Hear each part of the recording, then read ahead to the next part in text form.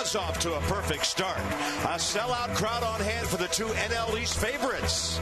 But the Nats were unable to capitalize on opportunity. And a strange home run that wasn't left them wondering, how did the Braves do it again?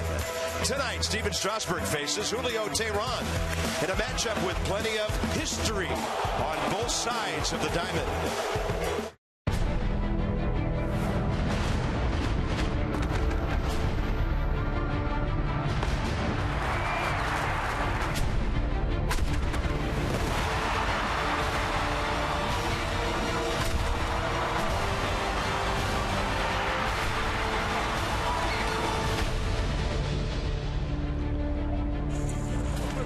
Here we go again with the Atlanta Braves in town tonight. Welcome to Nationals Park. Things are a little cooler. And you know what? She was at the game yesterday because that's where she got that ball cap. So hats off to you, young lady. Perfect attendance at home so far. Bob and FP, we get another look at Steven Strasburg. His day Monday in New York got off to a bit of a slow start, but he's got a full repertoire of weapons to work with now. Yeah, had a tough first inning. He gave up a 3-run home run, then absolutely dialed it in after that. So you're seeing the more mature Steven Strasburg. After he gave up this tater right here to Andrew Brown, he absolutely locked it in. And how did he do it? He did it with his off-speed pitches. Now, Nats fans have been used to the nasty changeup and the nasty curve, but all of a sudden, Steven Strasburg has added a fourth pitch to his repertoire, and it's a slider. And he did a good job with it on opening day. So his fastball wasn't there, and the Braves Carp are a fastball-hitting team, so the off-speed going to be big tonight. But for the first time in a long time, or ever for that matter, I put slider on my scorecard tonight. He threw it 9.8% of the time at 85 miles an hour on opening day, and we're going to look for that pitch again here tonight against the Braves. It should pay big against the right-handed hitters. And there have been times when he's thrown 70%, 75% fastballs down below 60 now. Okay, how important it is for these guys, or how important is it for these guys to start beating the Braves in this ballpark? They've lost 8 of the last 10. Yeah, and 7 of the last 10 of these games have been decided by 1 run, so you have to play Trump-type baseball, and we saw some base-running errors yesterday by the Nats.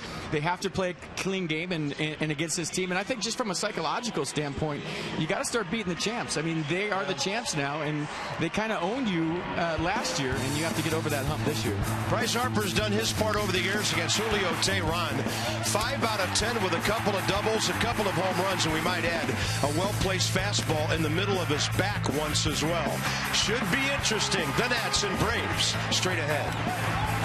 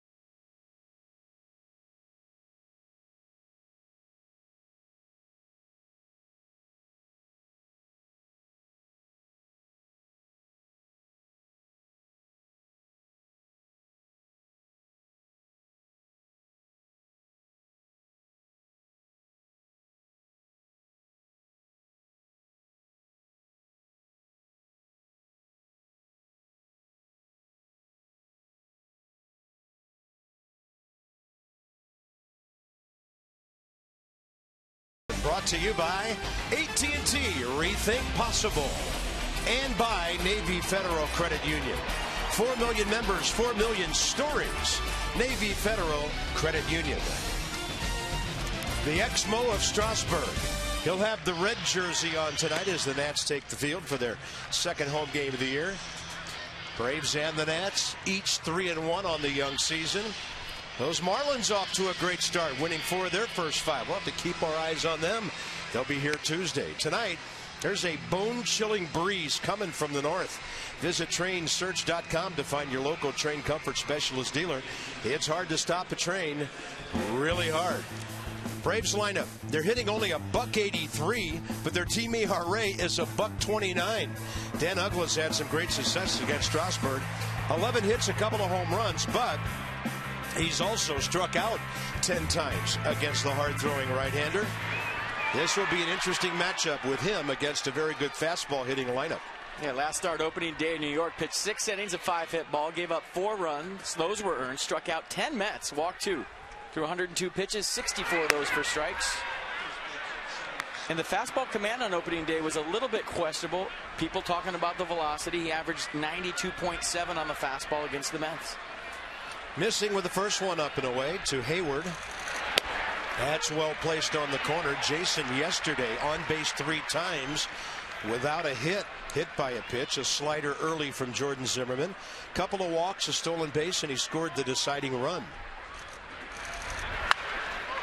In the air left side and well out of play. Good crowd on hand tonight. Braving some cold conditions at the park.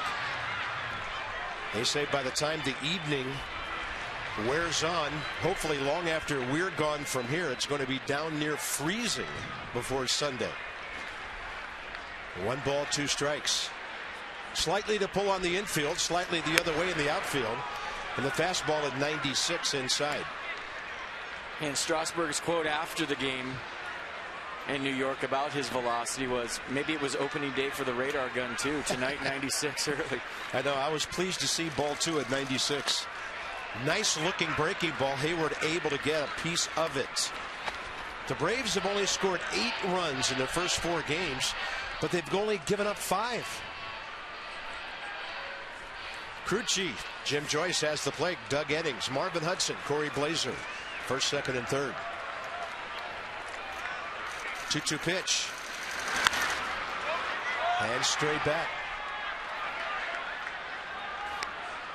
If you were at the game yesterday, tuned in tonight, didn't hear us talking about it, in a small sample last year, Jason Hayward hit for much higher average as a leadoff man for Atlanta than he had in other spots of the order.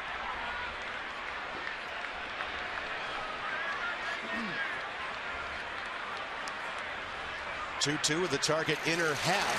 Up and striking him out. 97 for the first out of the game. But we talked about it yesterday with Hayward. You can elevate with 2 strikes. He'll chase the fastball up. He's a good low ball hitter. And I don't know anybody in the league can catch up to 97 right there. So the fastball from Strasburg early here, crackling at 97. See the release point?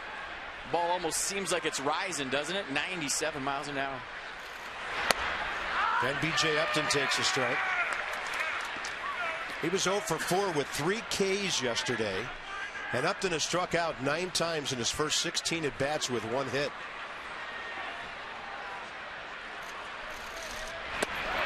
Front door breaking ball. 0-2. By the way, that was big of Steven to get Hayward, who had been 9 of 20 against him. So the curveball in the 70s, the slider will go 85 miles an hour. That one, a nasty hook. 90 on a hard slider. Who throws a slider 90 miles an hour? A little bit amped up here for his first home start. Fastball 97, and folks, here's the new pitch we talked about at the outset. Slider 90 miles an hour. Wow. And word spreading quickly on the Braves bench, who haven't seen this pitch before. You see the dot on the slider, tough to pick up. You just saw 97, then you saw a slider at 90. Goodness. Here's the matchup I've been waiting for, Strasburg and Freddie Freeman. He goes up hacking. Suddenly, nobody in a navy blue top wants to get to 2 strikes.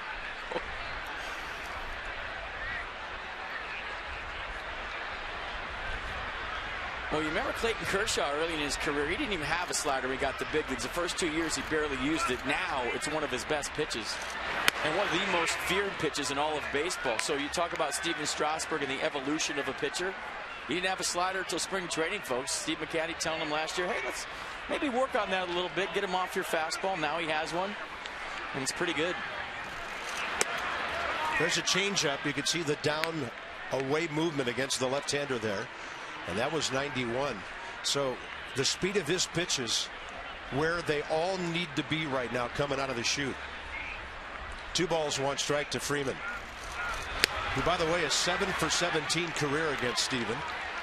And Freddie's off to a good start, 5 for 13 with a couple of home runs.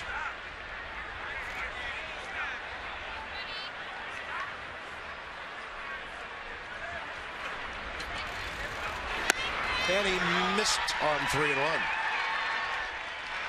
So the defense for the Nats tonight behind Steven Strasburg's first home start. Harper, Spanworth, your outfield. Desmond Zimmerman on the left side. Rendon LaRoche on the right side. And Jose Lobaton behind the plate.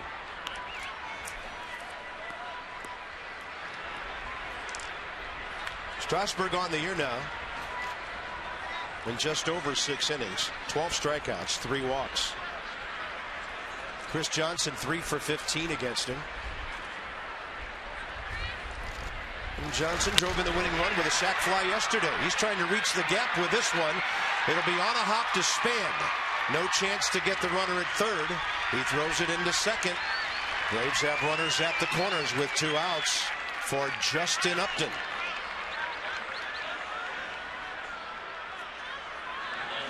Little ambush, first pitch fastball, caught it out front. Chris Johnson, like a lot of Braves yesterday, jumping on the first pitch. They were looking for Jordan Zimmerman's fastball early in the game, and Chris Johnson doing the same thing here today in the first inning. Line drive single. Good play by Denard Span early in the game. You sell out and dive for that. Ball goes to the wall. It's already a run. Smart play played in front. He had the moment where he had to make a decision. He tried to go get that, then decide, I better play this on a hop. 95 first pitch fastball. Upton, like his brother, 0 for 4 with 3 strikeouts yesterday. Not a good day for the family. And he's 1 for 15 to start the season, but very dangerous. 3 for 15 career against Strasburg with 5 strikeouts. Now that Stevens ahead, what's coming? Breaking ball. Zimmerman backs up the short way to Rendon. Strasburg and the Nats are out of the inning. Well, you want to try to hit something that's 90. It looks like a fastball to the last instant. Too late by now.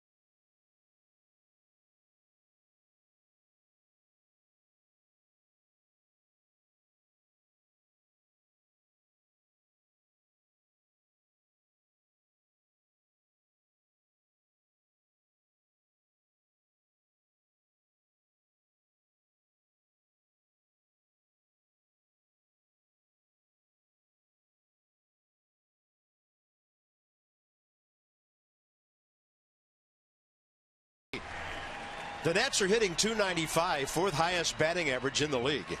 They collected 8 hits yesterday, only able to break through for 1 run. Anthony Rendon, a couple of hits yesterday. Again, he's 2 for 4, and on the year 7 for 15.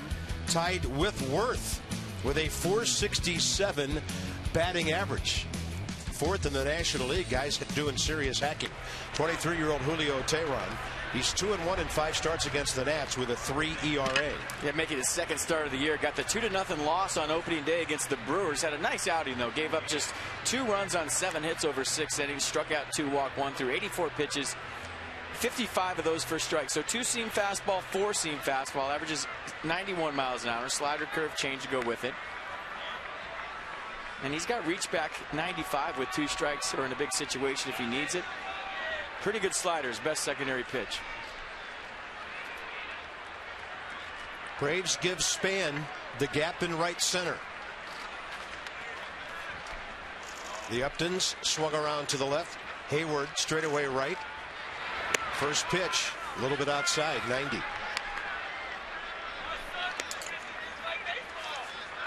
Denard 0 for 4 yesterday. One of the reasons the Nats didn't score more. So there's that outfield configuration indicating to Denard how they're going to pitch it. Everything's away, 2-0. And the other reason was the run till they tag you offense. Some days it works, some days it doesn't. Yesterday they got tagged.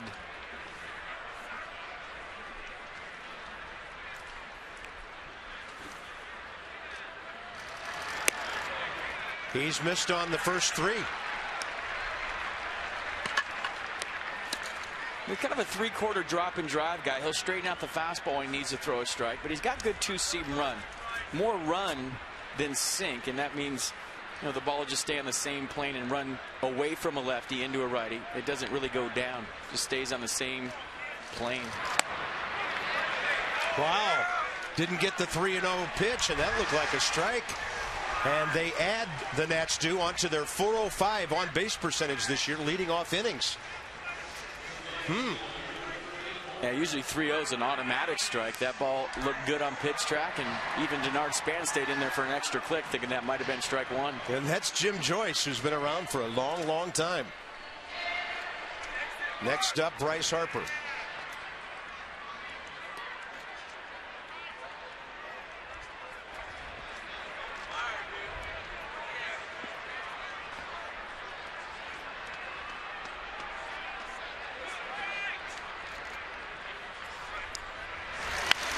And Bryce goes up hacking.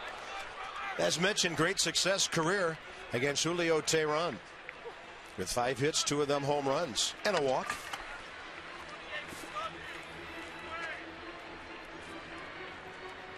Finds himself batting second today. Anthony Rendon all the way down to the 7th spot. And one thing we've learned early about Matt Williams is he'll shake it up. Got a lot of information, different data, numbers on guys.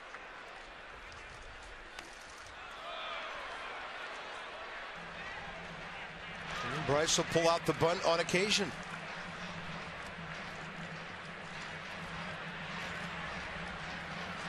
Yeah, there's rhyme and reason to why Matt Williams does what he does, but you look at the numbers against Teheran, 5 for 10. And he puts a lot of thought in the lineup. He's not just picking it out of a hat. And as we saw in New York, it worked.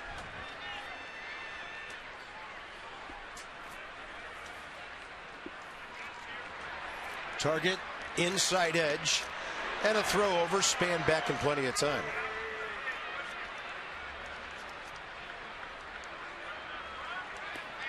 I would think the #1 reason you put Bryce into the 2-hole tonight is because he's been getting a lot of off speed. His timing's not been there. And if Denard Span gets on, he's going to get more fastballs, especially against a guy like Julio Teheran. Runner going. Good jump by Span. And the Nationals finally have their first stolen base. And you can run on Ryan Doumit for sure, but Julio Teheran is a 1.4 to 1.6 to home. That's very slow, folks. Anything over a 1.3, you got a chance. Denard Span, not his best jump right there, but picked a good pitch to go on, off speed in the dirt. Doumit couldn't handle it, so a good combination, a good battery for the Nats to run on tonight with Teheran and Doumit.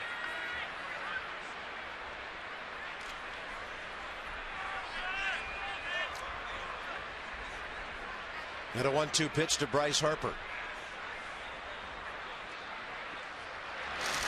Lays off the breaking ball again.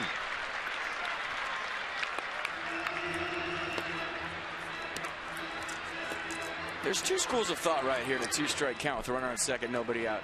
Some managers will tell you, take care of yourself, meaning, you know, battle, do what you do, just put the ball in play. Other managers will tell you, hey, even a 2-strike count, I still want you to try to remove the runner and pull the ball to the right side. I'm of the school of take care of yourself. It's hard enough to hit with 2 strikes, let alone guide the ball somewhere.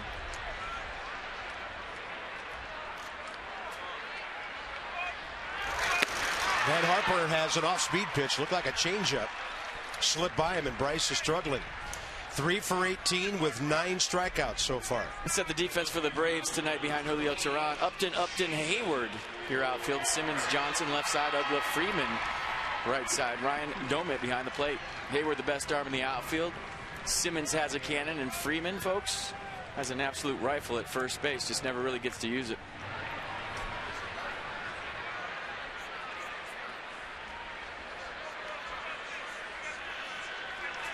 Jason Worth on base 3 times yesterday. 1 for 2, single, 2 walks.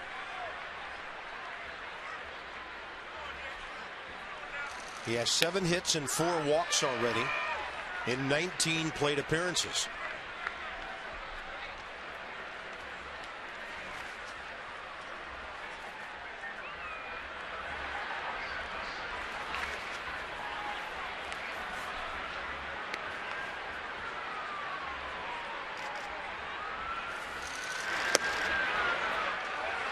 Good take on a breaking ball. 1-1. Let's go inside the numbers with STG Inc. Since July 19th, MVP type numbers. When he got it going last year coming back from the injury, he was unstoppable. His November and December were just unreal. Ended up with an on-base percentage overall last year of .398, batting .318. I'll tell you what, watching Denard Span down there right now, he's trying. And Teheran even slower with the runner on second base and more deliberate. But Dan Uggla doing a nice job of keeping Denard Span close, but he is definitely trying to get a jump.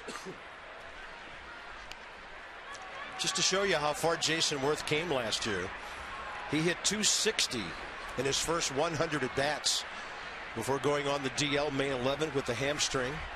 Actually, retroactive back to a week before that, May 3rd. And a pitch up and away. There's Teheran with that reach back heater. 2 outs. Yeah, that fastball looked like it had a little cut to it to Jason Worth too. You'll sink the fastball, throw it 4-seam, but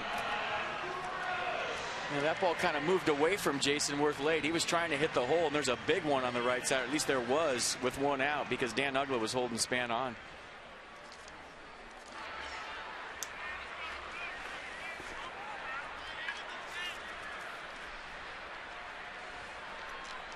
Up to Adam LaRoche with 2 outs.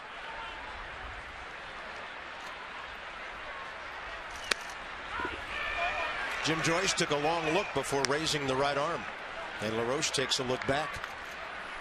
Told him we were calling him Moses on the air yesterday. He said, hey, guess what? Larry the Cable Guy talked to me after the game and said I look like Moses too.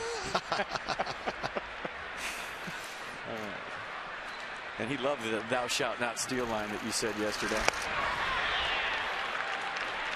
Well, Adam is a very honest, spiritual guy. He doesn't want anybody stealing bags in his house. Now he's got a battle on his hands. No balls, 2 strikes. And just for the record, I don't think he has one friend that's not famous.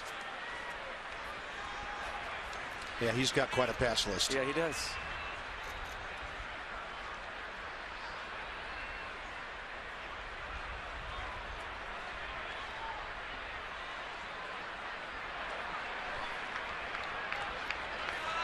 He's always struggled against Atlanta pitching since leaving the Braves. He was scouted, drafted, signed by Atlanta.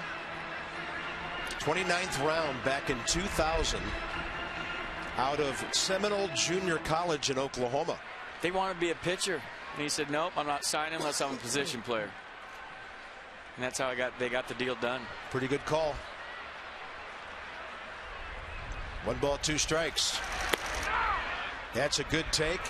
The battery thought they might have had a called strike there on a front door breaker. Counts even 2-2. What does the Mercedes-Benz pitch track? Well, it's down. It was a slider. And number 4, green, ball. Red strike. LaRoche hammers it foul. Purple, long hit, foul ball.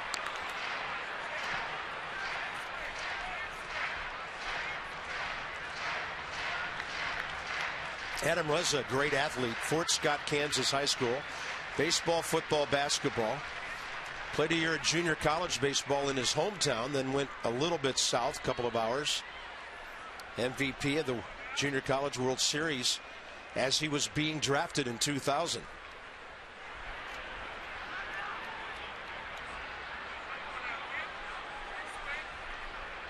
A good step out by Adam LaRoche. A few of the Braves relievers yesterday were quick pitching the Nats to where you look up and the guy's already in his delivery. As a hitter, you hit on your terms. There it goes, right field. See you later, upper deck. LaRoche.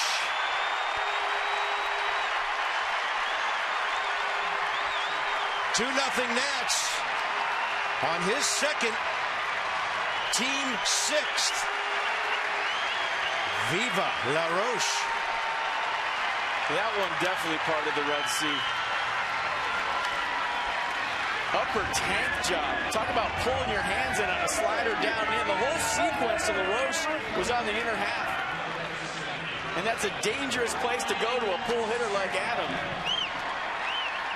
And I don't know that I've seen too many home runs in this ballpark go over the Jackie Robinson retired number plaque in the upper deck in right field. That ball, folks, was hit a ton.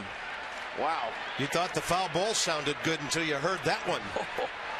Here's Zimmerman expecting first pitch fastball, but it's off the end of his bat. B.J. Upton will grab it. I mean, just a slider down and in. Adam LaRoche, a great job of fouling off some tough pitches. Got the pitch he was looking for. A bomb upper tank right field. Put the Nats up 2. And folks, there goes the no-hitter in a big, big way off the bat of Adam LaRoche, a.k.a. Moses.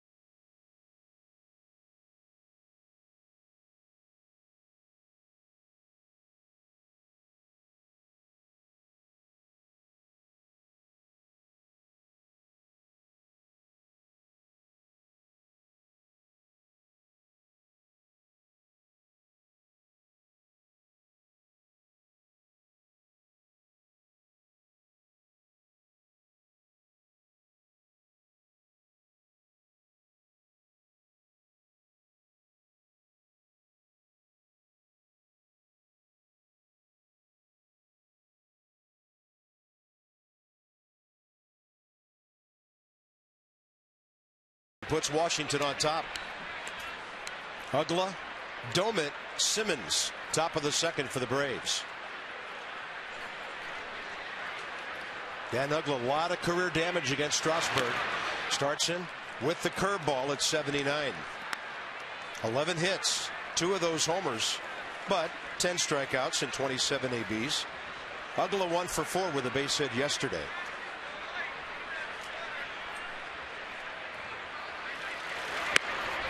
And we're going to show you that far tater again by Adam LaRoche as soon as we get a chance. Because, I mean, for selfish reasons, I want to see it a few more times.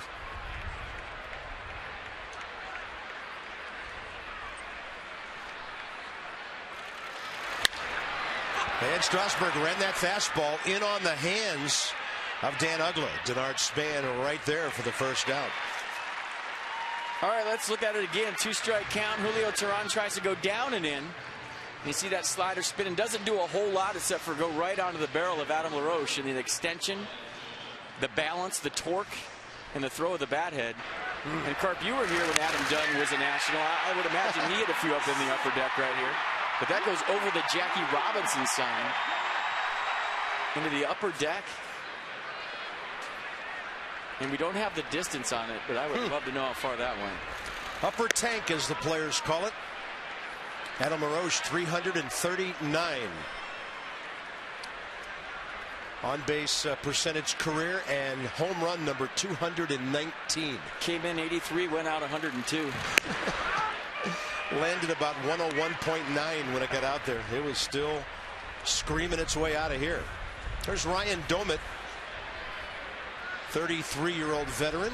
They sat in their seats tonight and they said, there's no way we're getting the ball. No shot. We're too far away. And after the replay of the LaRoche home run, should I tell you where Ryan Domit's from? Moses Lake, Washington. Really? Come on. Can't make that up.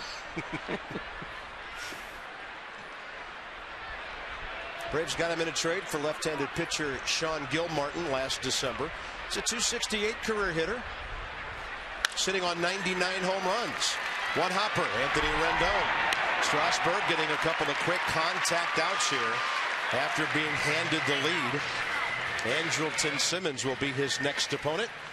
So good to see him get a scoreless first inning because he has struggled at times early in a ball game. And then after that, FP, the old adage, you better get him early. Well, you know, most elite pitchers do struggle early, and most power pitchers do struggle early. It usually takes them a while to kind of get into their rhythm, get into the rhythm of the game, get the feel for everything. And a guy now with 4 pitches might take a minute, but so far so good for Strasburg. I know whenever you face Clayton Kershaw, everybody says, got to get him early. Simmons trying to get something early in that count. Spans over in the gap to grab it, and Steven Strasburg has a wonderful top of the second inning. Desmond Rendon, Lobatone, straight ahead.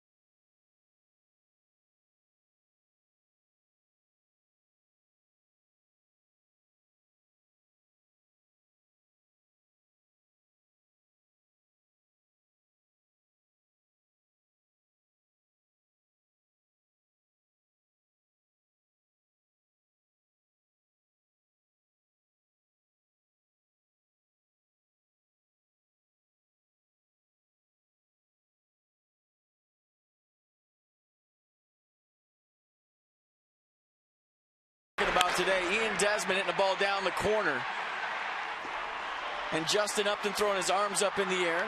Ian Desmond hustling all the way around. So basically it was a double. I mean, that's a double. But the fact that Upton raised his hands potentially turned it into an inside the park home run.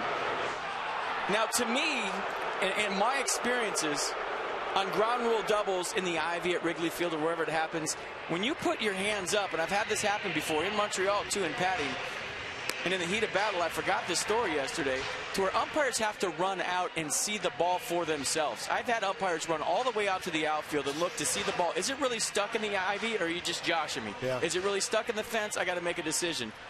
So to me, as soon as Justin Upton pulled that ball out himself, whether it was lodged, stuck, however you want to word it, the play's going on. he should have just stood there the whole time and made Marvin Hudson run all the way down there and check it himself. Yeah. So there was really nothing to check there except for, he pulled the ball out. So to me, there was nothing reviewable there because the play still goes on once you grab the ball as an outfielder and play it. And of course, Hudson did not make a call, which the umpires usually do immediately when an outfielder, for the most part, throws up his arms. No call was made. Desmond did the right thing. Henley sent him home, but the Nats did not get that run. Then Ian, in trying to make something happen right after that, got picked off into a rundown between second and third. Not picked off, he tried to steal, saw he was going to be out, and then stopped. Now this will not make it to the padding, and he's safely aboard at first. Nice job by Desmond. He's been pulling off the ball some and making lots of outs over games 2, 3, and 4, but that's a nicely placed base hit for him. And that might be a double with Julio Teheran slow to the plate and Ryan Doumit, maybe not the best defensive catcher in the world, but a nice piece of hitting by Desmond right there. Anytime you beat a Gold Glover and Freddie Freeman, you're doing something right. And getting the ball between him and the line. We always say, we see first baseman play off guard. How many times do you see a ball between the first baseman and the line from a right-handed hitter during the year? Not too many. No.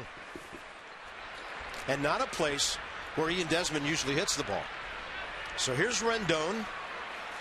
Let's see if he speeds up his delivery here with Desmond. Desmond has a very short lead by his standards. And that's a high strike on the inside edge. Ian Desmond, a 2020 guy last year, 0 for 1 this year. He had 20 homers and 21 bags last season. Only caught 6 times. Right on Anthony's hands and a foul ball. I'm not even sure how he got wood on that thing. It's not too late to become a 2014 National Season Plan holder. Great plans are still available for purchase. Get the lowest prices and exclusive season plan holder benefits. Purchase your plan right now by calling 202-675-NATS or visit nationals.com/2014. It's a place to be this summer, folks. Be at the yard.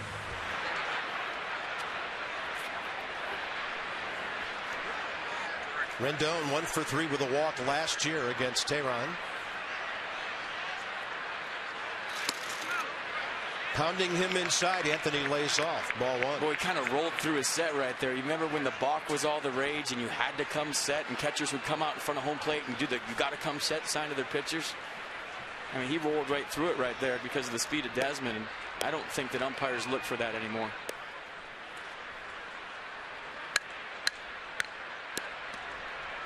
Pretty good pause that time. Desmond back in standing.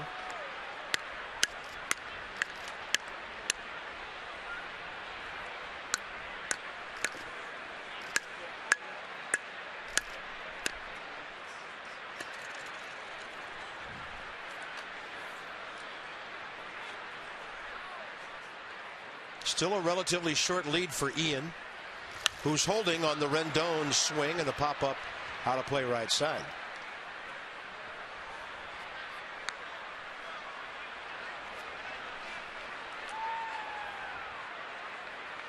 Little known fact, Julio Teheran, a gold medal winner in Sochi. There it is right there. He's wearing it.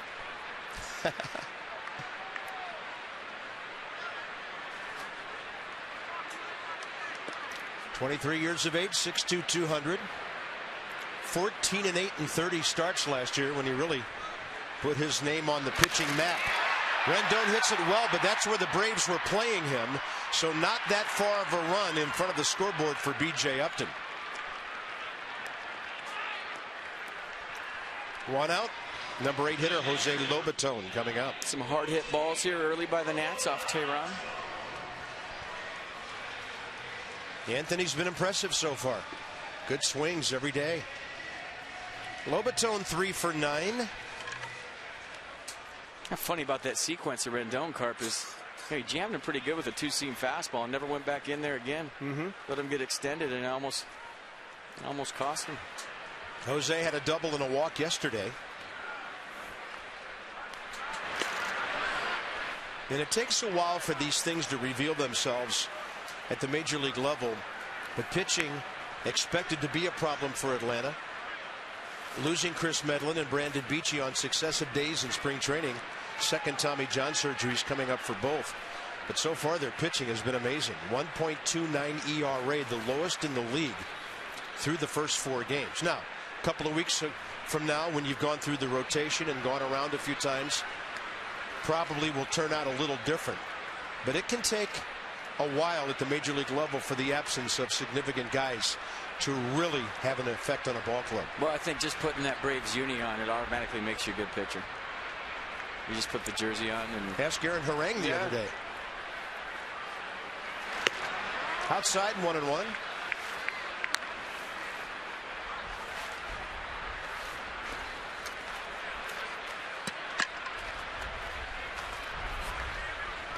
That's ERA nothing to be concerned about either. 2.92 is the ball club in the early going. That was after giving up 7 on opening day.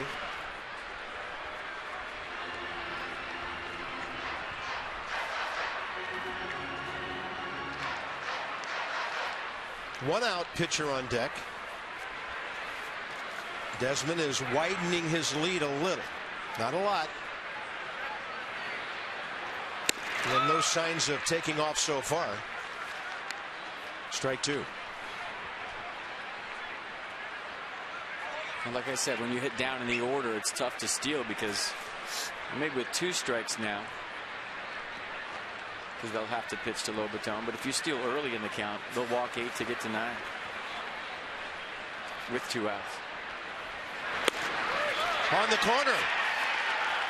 And you know what Jose Lobaton's thinking? Okay, give my guy that call. Nissan will show that pitch was outside.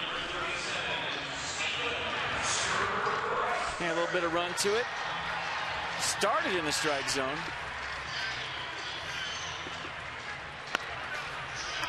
And now with 2 outs, Strasburg steps in. 0 for 2 in the debut on Monday in New York. He's 0 for 3 at career against Tehran. But don't just lay a fastball in there to this man. Well, he likes it outside. I know that.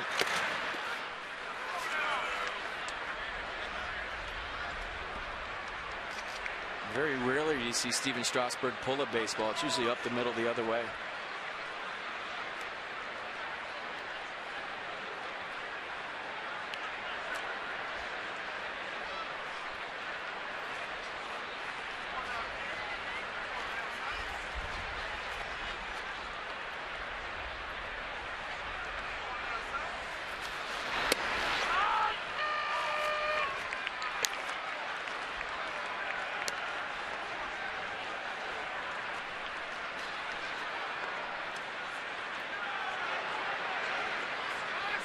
Steven, a 169 career hitter with a home run, 10 RBIs. Right field line. Just foul.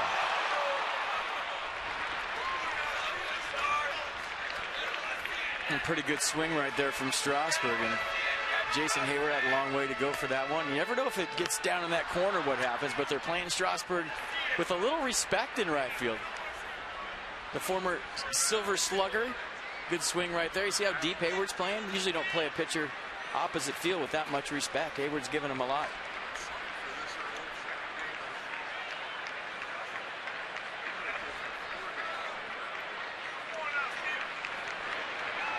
And a 1-2 pitch. Big curveball. Bending outside, ball 2. That's making Tehran work a bit here. 20 pitches first inning. And around 15 more here. Walked the leadoff man Span 2 outs later after a couple of strikeouts. Adam LaRoche went Anacostia. That's outside, ball 3. This gives Desmond a head start. Tehran just hasn't really looked comfortable yet. Great shots of him blowing on his hand, kind of walking around the mound, rubbing up the baseball. Cool night. His first exposure to the cold after spending all of spring training in Florida, and then his first game indoors against the Brewers. Yeah, he's had an interesting history of being a slow starter. With the runner moving, a foul ball. In March and April regular season games career, Tehran has an ERA of 4.72. And then after the 1st of May, when things warm up, he's down to 3.19.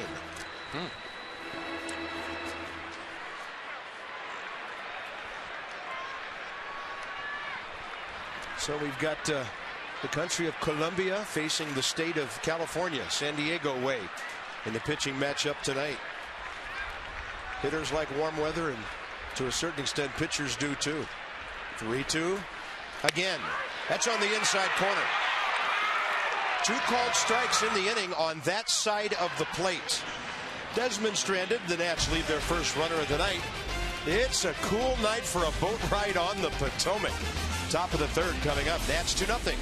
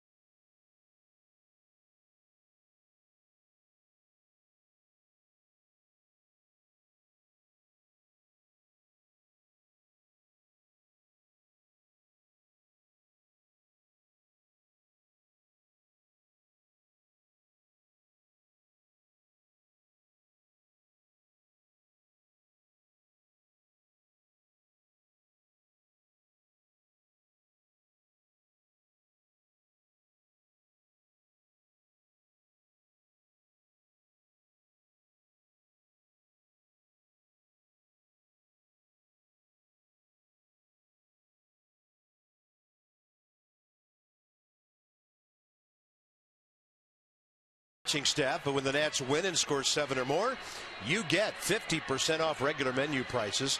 PapaJohns.com, promo code Nats50.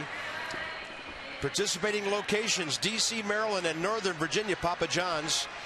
Better ingredients, better pizza, the official pizza of the Nats. Dan Kolko on a cool night at the ballpark. Right down to you, sir.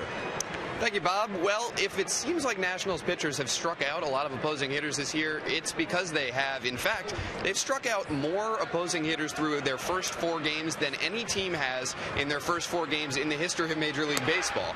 There's a reason for that as well. I talked to pitching coach Steve McCatty earlier, and he's not a big proponent of strikeouts in general because it elevates pitch counts. He'd like to see quick outs, but he likes how aggressive his pitchers are being. They're throwing a lot of first pitch strikes. They've actually thrown 69% first pitch strikes, which is the most in major leagues by a wide margin. So they're attacking hitters, they're in the zone, which McCatty likes, and you know, it's a good sign when you're getting the strikeouts, fewer balls put in play, obviously. And while McCatty doesn't like that pitch counts are getting up there a little quicker than he'd like, he's happy that as we see Tehran go down on strikes, that Strasburg and the boys are keeping fewer balls in play. 53 strikeouts in the first 4 games, the most ever. And some recent ball clubs: Rangers last year, Angels this year with 47. Now the all-time record after 5 games, as we go inside the numbers with STG Inc., 63 by, you guessed it, Sudden Sam McDowell, Sonny Siebert, and others, and those 1966 hard-throwing Cleveland Indians. Of course, you try to hit a home run in that ballpark they used to play in, you would be whiffing. That thing, the old Mistake by the Lake, was one of the toughest hitters parks anywhere in baseball way back when. That place was too big for the Cleveland Browns, and they played baseball in there. You talk about a cavernous ballpark. K Street in effect early. Yeah, it is K Street right now on South Capitol. 1 ball, 1 strike, top of the order, Hayward. That was Strasburg's 3rd of the game a moment ago.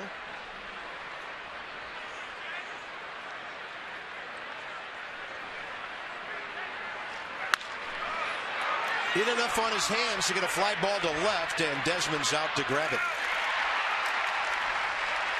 Some of the best range for middle infield in baseball. Desmond, Rendon, Espinosa, whoever's out there. I mean, I feel like you have the 2 top ranging shortstops in baseball playing against each other right now. You can put Everett Cabrera in there too from San Diego, but when you talk about Desmond and Simmons, I don't think there's any other two that have more range. Might be leaving somebody out of there, which I always have a tendency to do. But Cabrera can get him in San Diego. He's got some great range. Yeah.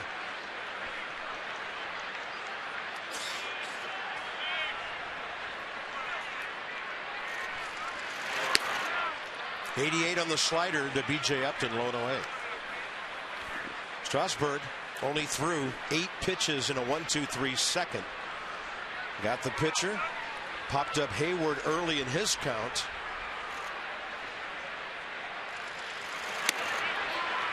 And a little bit away with 85.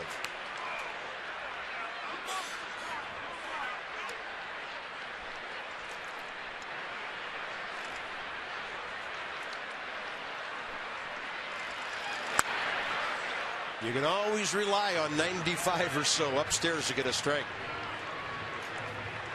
No way to get on top of that one. Counts back even.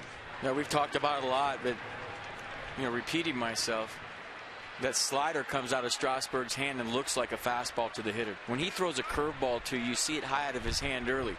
Whether you hit it or not, it's nasty, but as a hitter, you can recognize the curveball.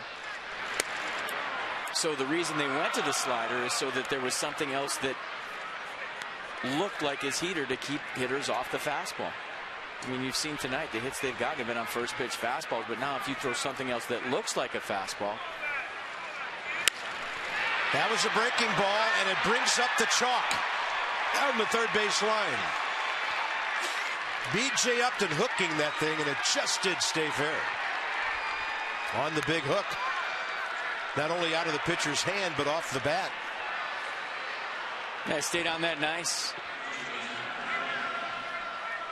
Almost like he knew it was coming right here. Wasn't really fooled.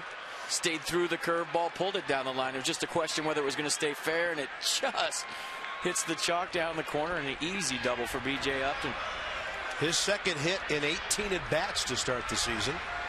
And next up will be Freddie Freeman, who walked on a 3-1 pitch first time up. Dangerous RBI guy here.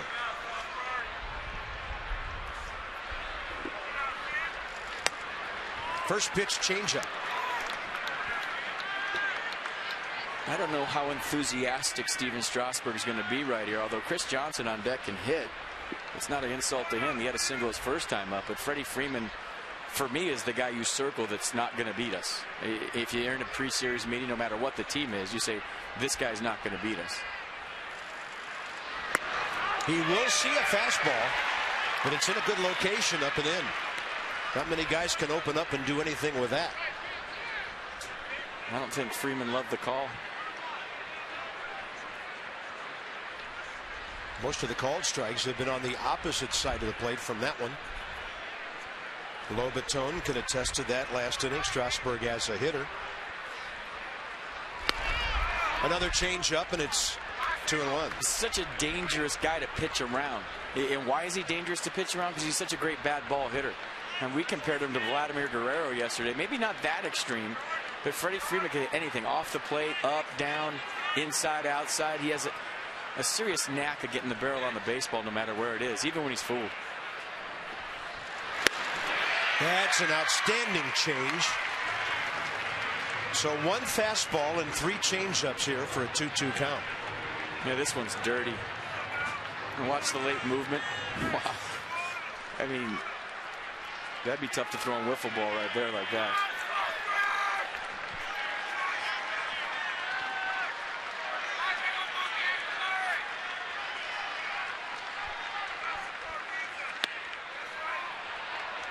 Tried to go with the slider for strike 3.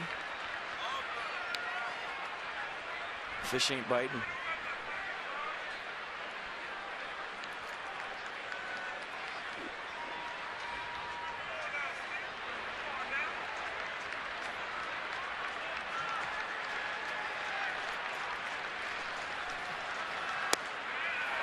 He did not give Freddie Freeman much of anything there.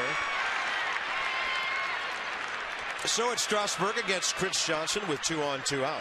For the Achiever and UPNC with our minor league report, Brock Peterson, a guy who did big time damage in the St. Louis system last year at their AAA. And he's going to be doing some damage at AAA for the Nats. Live bat, lots of power. I'd say he's ready. Call him up, but Syracuse was rained out on Friday and snowed out today, so he's not ready. Evidently, neither is Mother Nature for baseball in upstate New York. 80 on the curveball for a strike. You might remember Chris Johnson got a first pitch fastball with Freeman aboard back in the first, and he dropped a single into left center. Not about to see that again. He's a guy as an outfielder you can cheat up on.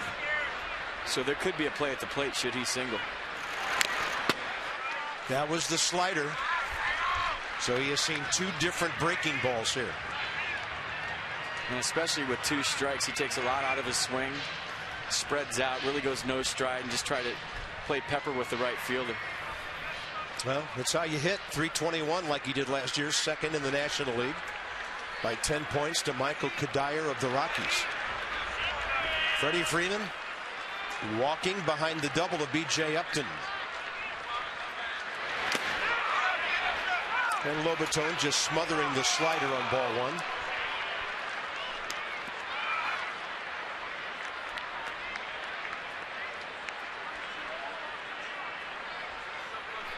Steven Strasburg career 3-4 in 12 starts against the Braves with a 3.68 ERA. Numerous times has been pitching well enough to win other games, but lacking run support. He's got a 2-run lead tonight. Slider away. What a weapon. And strikeout number 4. The Braves have stranded 4 and through 2.5. Steven and the Nats by 2.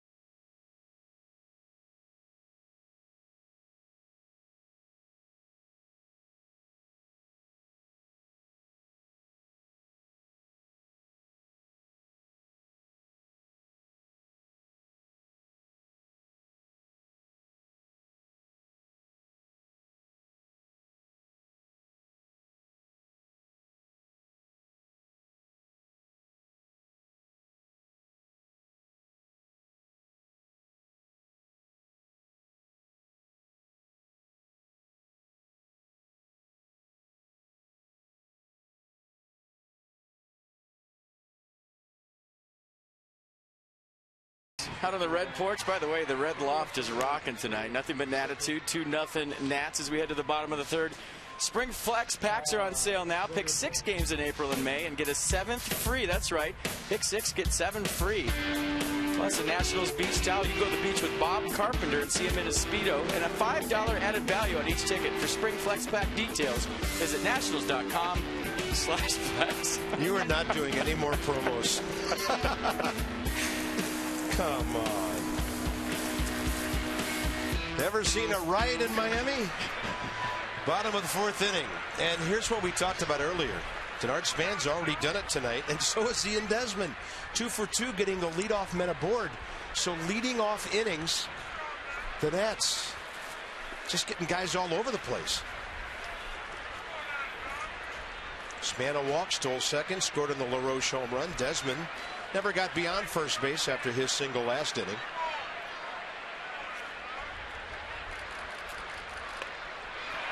How about that?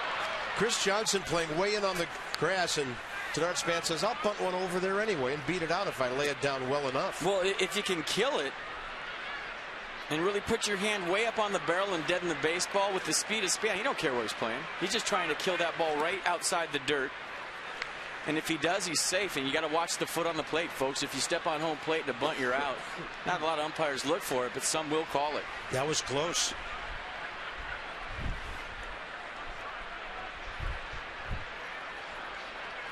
And to your point, Carp, about getting leadoff guys on and scoring early, the Nats were 61-30 last year when they scored first.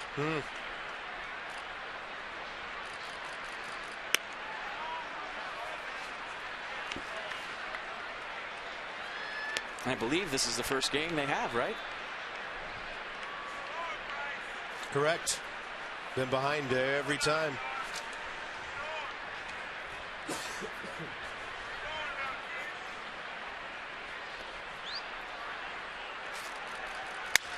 And Span out to right field. That's going to bring in Hayward on the run for the first out.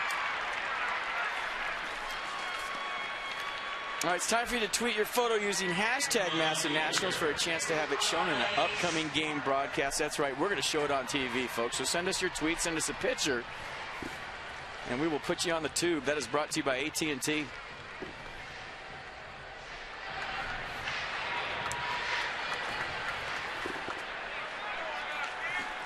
And you can follow me on Twitter at @FightinHydrant.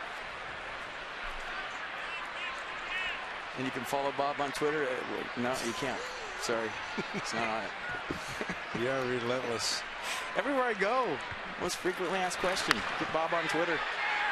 Really? Not about your diet? Sorry. No. Start get Bob on Twitter. We want to talk to Bob. Now I'll talk to Mrs. Seed, see what she thinks. All right. Bases empty, 2 outs. 2 guys on Twitter, 1 guy's not. There are the names. If you don't know them by now, there's not much we can do.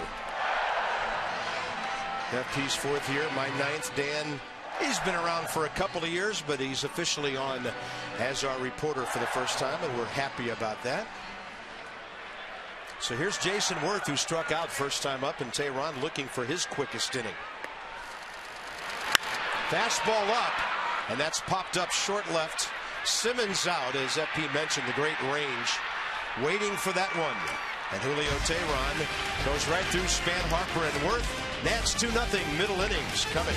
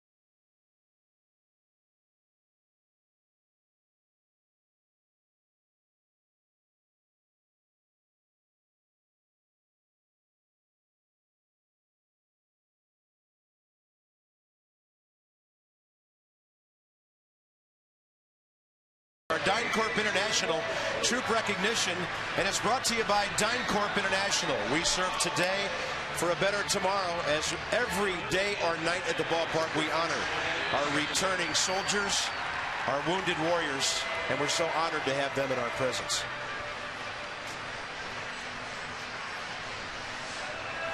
Just a reminder, as you enjoy a cold one, to look forward to Miller time later in the game, brought to you by Miller Lite. Upton, Justin that is, Ugla, and Domit for the Braves, top of the 4th inning.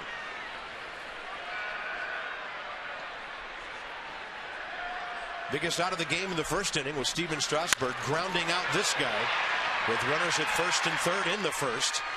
And so now both Uptons have checked in with a base hit tonight. BJ a double last inning. Justin leading off here in the fourth. I mean, that almost has to be the game plan if you're hitting a guy in Strasburg, right? I know if I'm hitting against him, I'm looking for that fastball first pitch, and I'm not sticking around for the curveball, the slider, or the changeup. Two gloves almost got that one.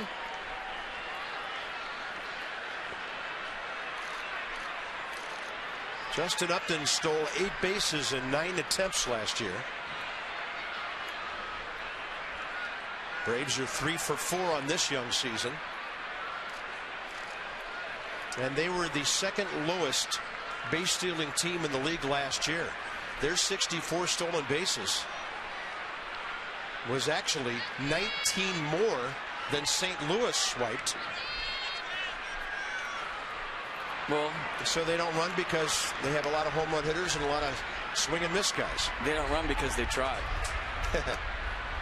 When contact is made, they do. Uggla flied to center first time.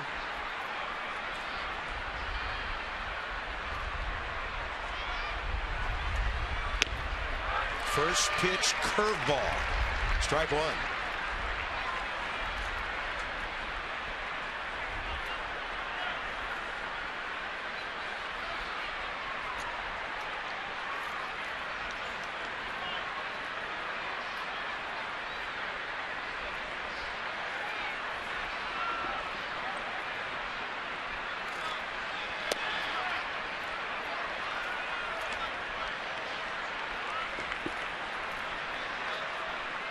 .48 pitches, 29 strikes in the first 3 innings, and that included 22 last inning.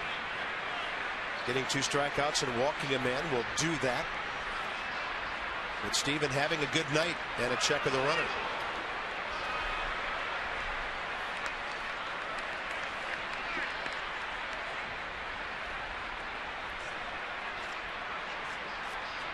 Upton 88 career stolen bases.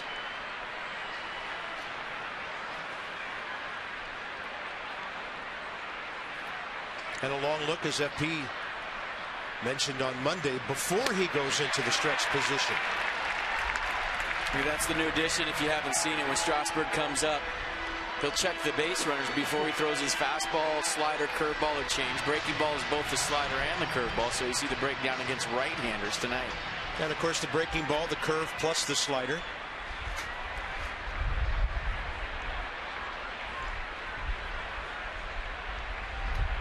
That's almost just a good old-fashioned stare down right there.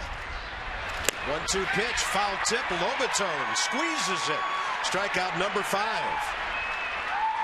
Uggla 0 for 2.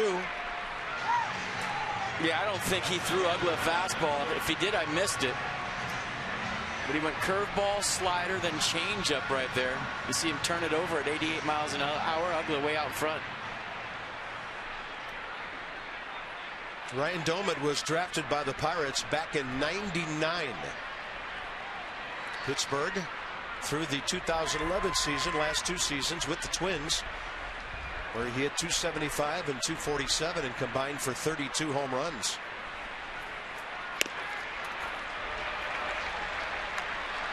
They actually have 3 catchers on their roster with Evan Gattis, who I was mildly surprised to see not in the lineup tonight. He homered against Strasburg here at Nationals Park last year, but they have Doumit and they have right-handed hitting veteran Gerald Laird.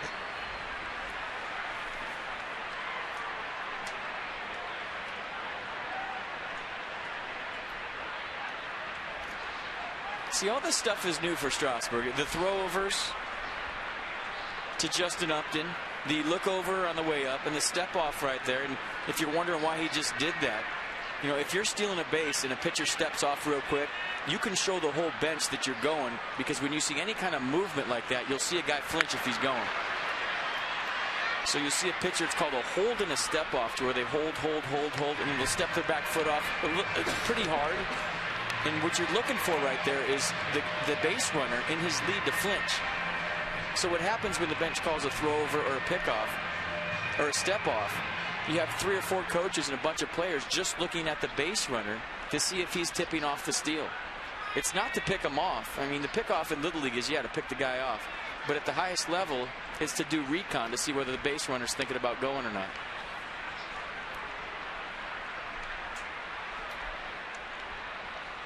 And you'll see the bench as soon as Randy Knorr calls for a throw over, their heads all turn to the base runner because they know it's going to first. See, he's looking at him right now to see if he's tipping it. And then you decide whether you want to throw over again, pitch out, however you want to do it.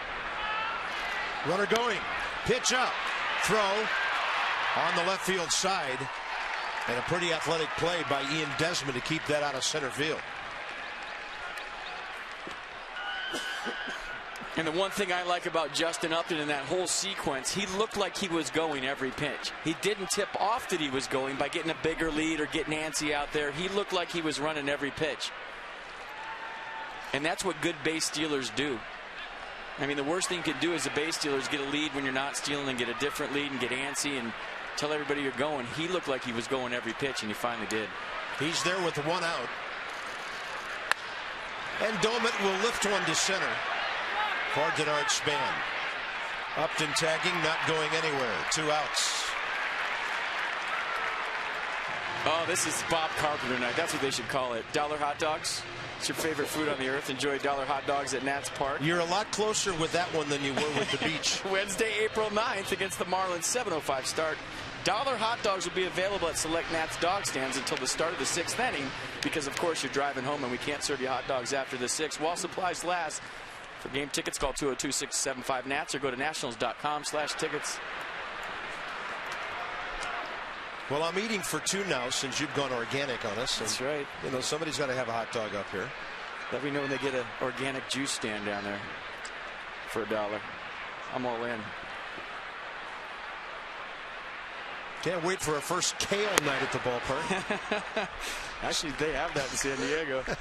Well, there they would. That was the first place that ever had fish tacos, too. Slider away to Andrelton Simmons, who flied to Span first time up. Well, the Braves have had some chances tonight. They've had runners. 2 of them end up at second, 1 end up at third. Stevens been able to shut the door in 3 innings, trying to make it another here.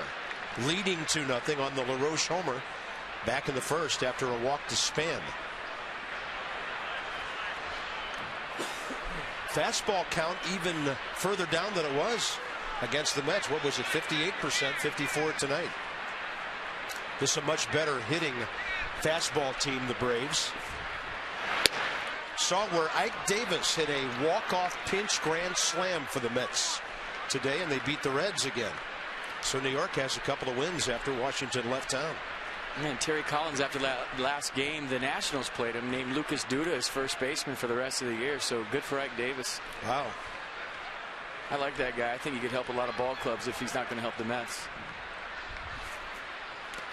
Big curveball. Was it a swing?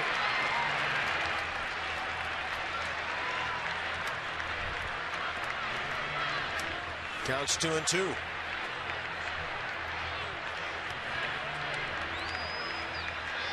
Yeah, definitely a swing right there.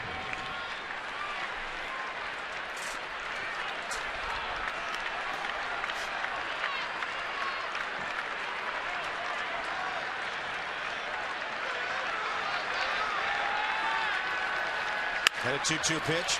Zimmerman, the backhand. Across the diamond, pulls LaRoche off the bag. Adam fails to grab it, and the Nationals hand the Braves a run.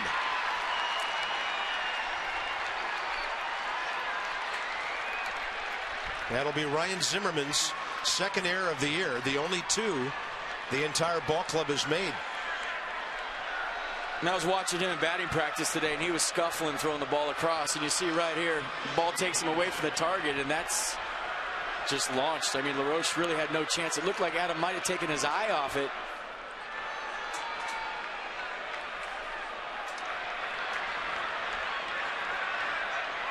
But that one right there is one of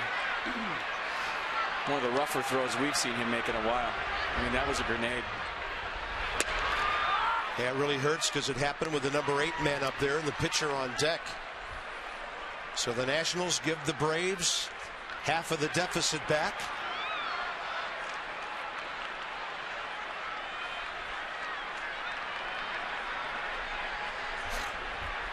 Tehran caught looking first time up. Well, last year, you remember Ryan Zimmerman making errors behind Strasburg. It seemed like it happened 2 or 3 starts in a row, and he had that shot in San Diego of Steven walking over to Ryan saying, "I got you right here," and he did.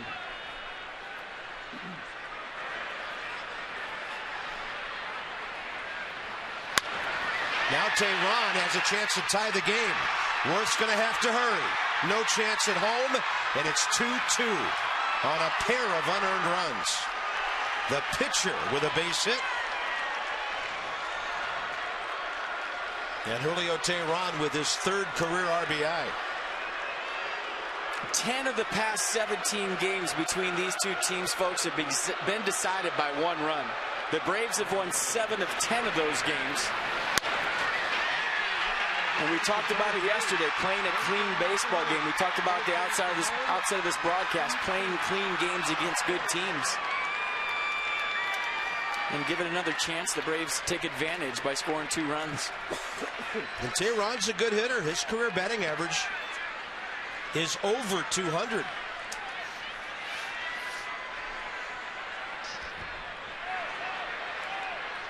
And because of their bullpen, coupled with their pitching, starters, the Braves have won just about as many 1-run games over the last 2 years as anybody in baseball. So the Nats give them 2, and now we're all tied up.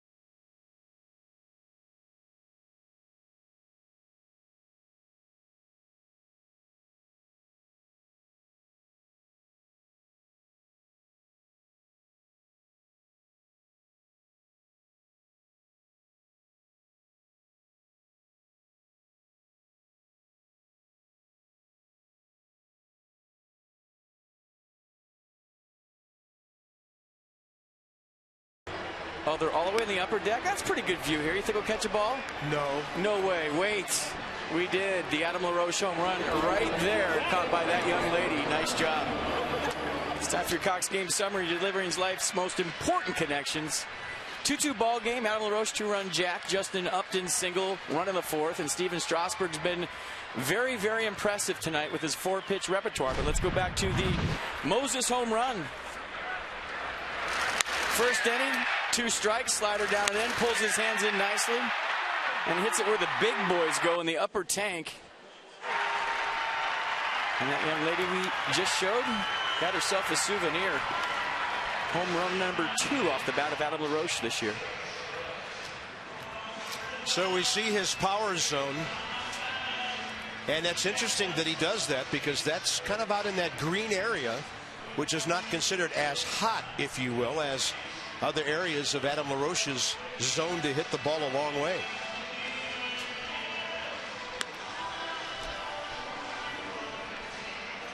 Call that swing icy hot. Well, I wouldn't think he'd see anything on the inner half this at-bat. Usually you see a pitcher try him in a different zone, maybe try him away here. Bottom of the 4th, it'll be 4, 5, and 6. LaRoche, Zimmerman, and Desmond. And suddenly, in surprising fashion, the game's tied.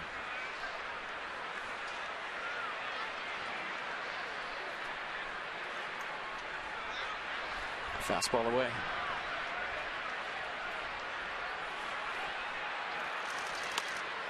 Shift on. Although, as we noted yesterday, the Braves don't play it as dramatically as the Mets and some other ball clubs will. Simmons still on the left field side of second base. Oakland not that far onto the right field grass. Then that's on the outer half at 90. 1 ball, 1 strike.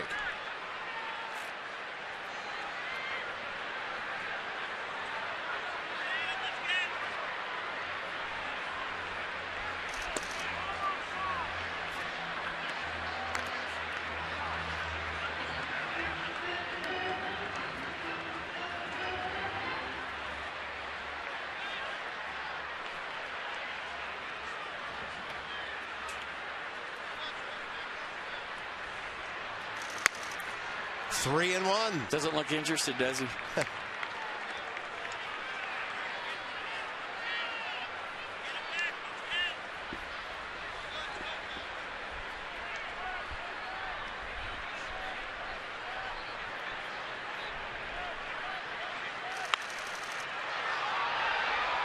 pretty good fastball right there with a lot of plate and a 3-1 count.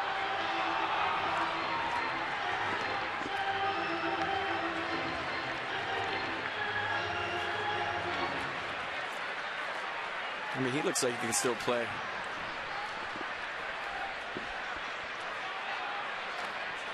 Looks like the Big Dipper away in this at bat. Here's a 3-2 count. And LaRoche, did he go? No, says Corey Blazer. And the Nats get a leadoff walk. That was close. Boy, the reaction from LaRoche was priceless right there. He checked his swing. He looked down at Blazer at third base like, please don't call me out. You know, as a hitter, sometimes you try to sell this check swing, right? You just check and throw your bat, run to first, play it off, because he went right there and he caught a break. He's looking at him, you gonna ring me up? Oh, wow, I just caught a break. Took the news very calmly. I mean, he's Moses. He should catch breaks.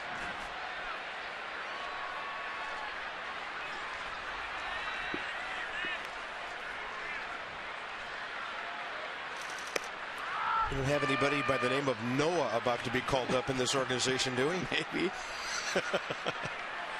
There'd be more animals in the clubhouse. Zimmerman takes a strike. Ryan flied to center first time.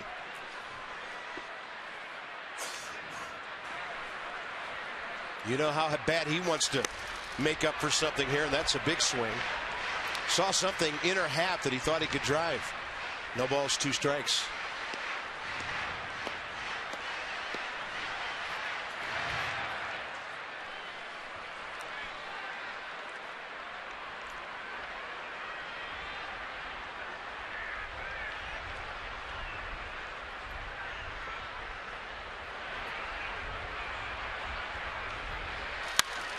Jammed, trying to drop one into right, but Hayward is on to get it.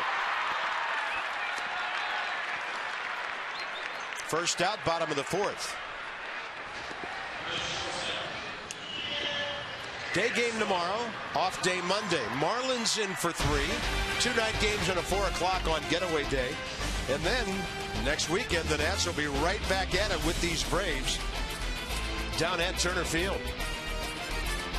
So Braves Marlins on the homestand, Braves Marlins on the road trip to follow. And the Marlins are good. They're ahead again tonight, 1-0 5th inning. I mean, I know it's too early to. Their young phenoms pitching tonight, by the way. I said they were my surprise team in spring training, and I'm sticking with that. It's got too good of arms. 4-1 record.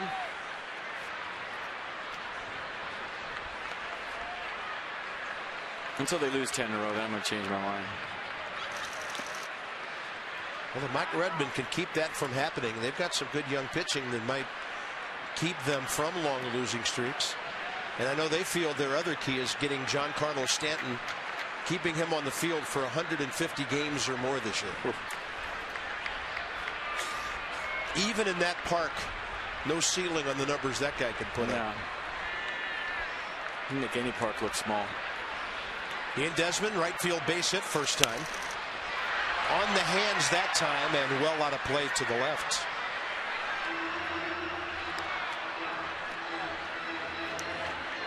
But you kind of see how the cat and mouse game goes, right? LaRoche got a ball in, hit it out first time up, everything away in the sequence. Ian Desmond first time up, hits a ball between Freddie Freeman and the bag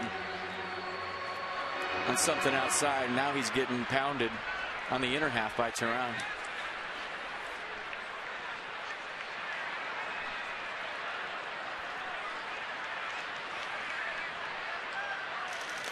Then he goes with the slider down and away. Counts even, 2 balls, 2 strikes. I mean, there's been nothing really special about Julio Teheran's stuff tonight. I mean, slider's been okay, fastball decent, changeup's been good. But for a 23-year-old, he's very impressive. More so with his mound presence, his makeup than anything. Signed at the age of 16 with Atlanta back in '07 out of Cartagena, Colombia.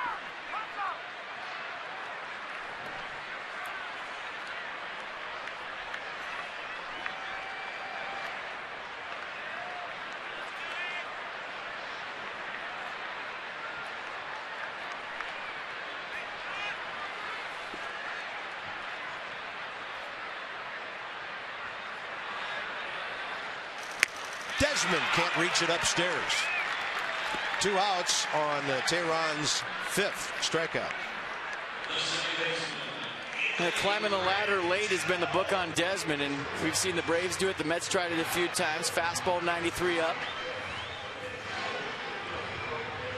And from that shot right there, it kind of looked like it was rising. Desmond couldn't get on top.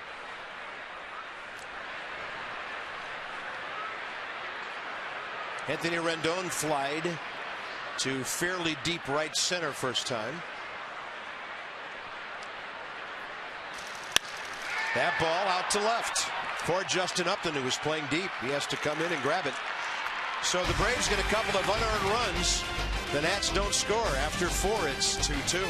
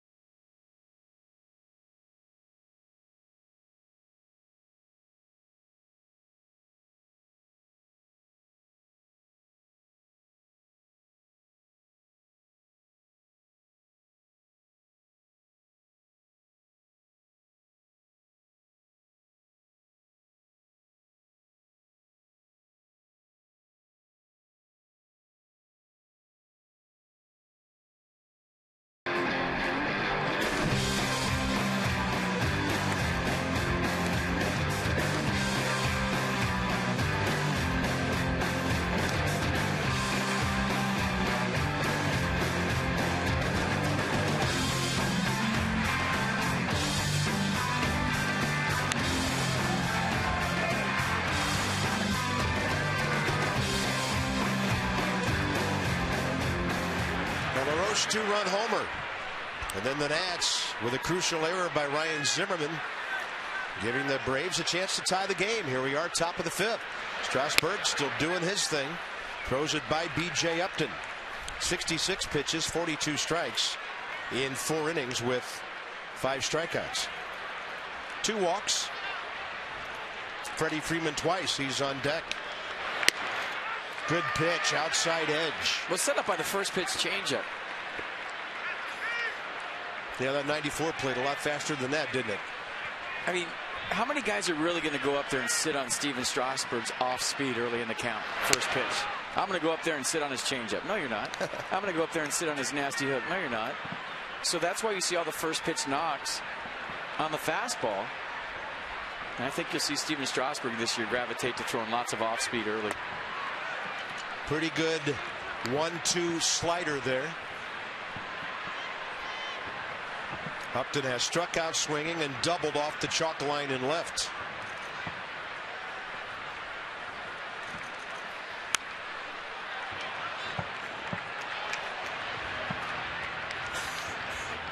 Let's go inside the numbers with Jeep. 11 over 500 against the rest of baseball. He's pitched well enough against the Braves in 12 career starts to have a much better record than 3-4. 95 upstairs, strikeout number 6. Hitter checking with the umpire for what would have been the call as he walks away. Maybe Nissan will have the answer.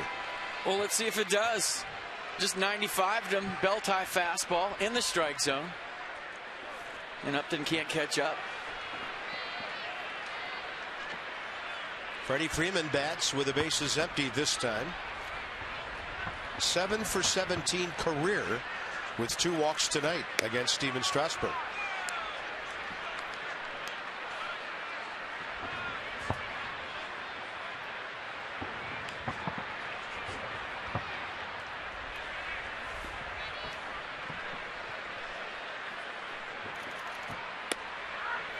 That's a beauty. 77 on the curve.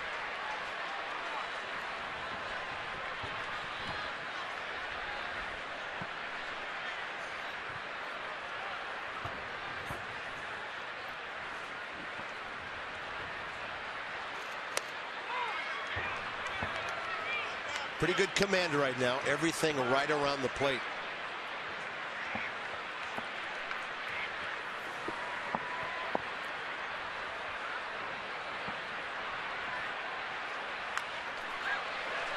He just reached back and threw the heater. I'm going to take you into a hitter's head and tell you what you think, what you're thinking at the plate. So watch Upton right here. He gets a fastball. He's right on it, right? Fouls it straight back, just misses it. So he's probably thinking somewhere in the back of his head, there's no way he's going to throw me that pitch again. Probably go to a curveball or a changeup. Strasburg went with the exact same pitch.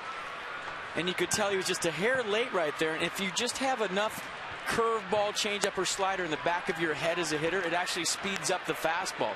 Unless you're totally committed to number one, you're not going to get the barrel out against a mid-90s fastball. He was right on the pitch before that. He was late on the next pitch. He was thinking about something else. 3-2 to a man he's walked twice. And Freddie Freeman takes a nasty curveball and hits it off the railing in front of the Nats dugout.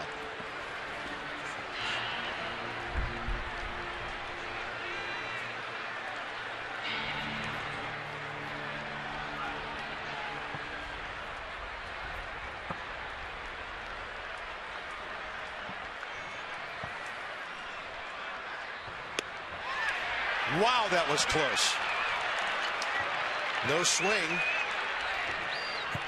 I'm sure Jim Joyce is hearing from the first base dugout, where was the pitch? But it might have been outside. I thought it was just a hair outside. Let's check it out. Freddie Freeman's got a good eye. Jim Joyce had called some strikes against left-handed batters out there earlier tonight. And some hitters have better reputations than others. If Freddie Freeman doesn't swing, a lot of times he'll get the call. He's that good. Here's Chris Johnson. So Freeman aboard for the third time. And Strasburg goes front door breaking ball against Johnson, who singled off a fastball in the first and then struck out in the third.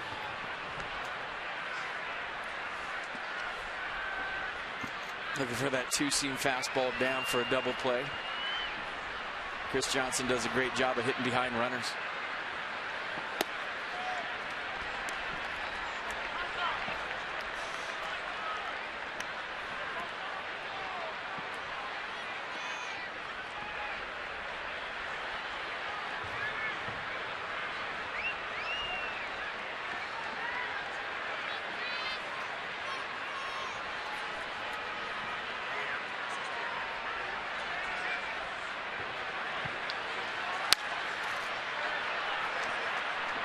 You see that inside out swing right there. He's thinking first to third. I'm ahead in the count 2-0. A lot of guys batting fourth in a 2-0 count will think I'm going to pull this ball out of the park. Chris Johnson, not that type of hitter.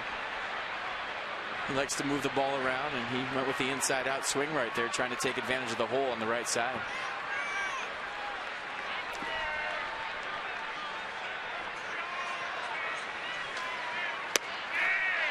'86 away with that slider. And I think he got him with the slider for strike 3 last time up, and he went back to it in a 2-1 count.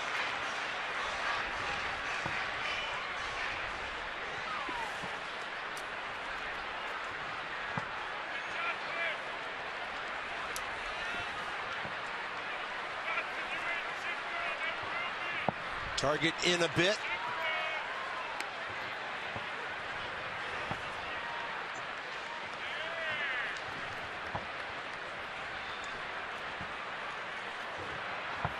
You know, Strasburg stepped off and Lobaton was set up in.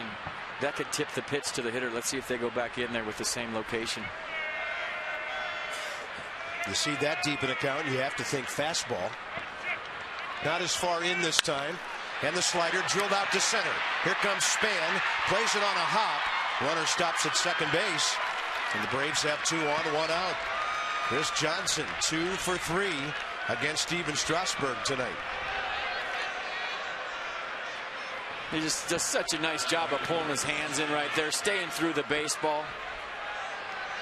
And Freddie Freeman had thoughts about going to third. I mean, talk about a heads-up play, good base runner right there. He didn't wait around for that ball to drop. He knew where Denard Span was. He knew the ball was going to drop, and he was thinking going first to third. And before that ball fell, maybe for a step or so, Span raised his right arm with the glove on it just to maybe give the runner the feeling he might be able to catch it.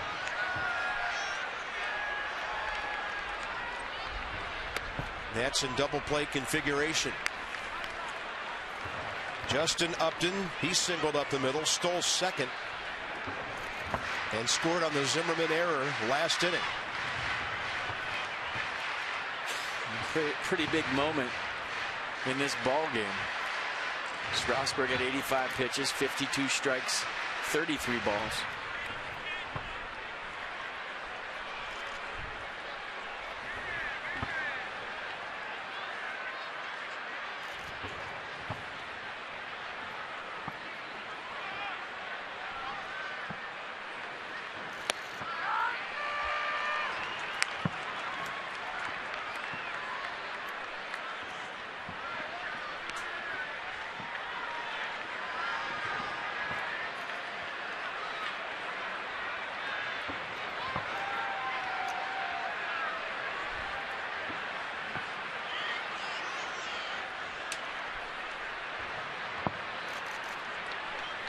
One pitch.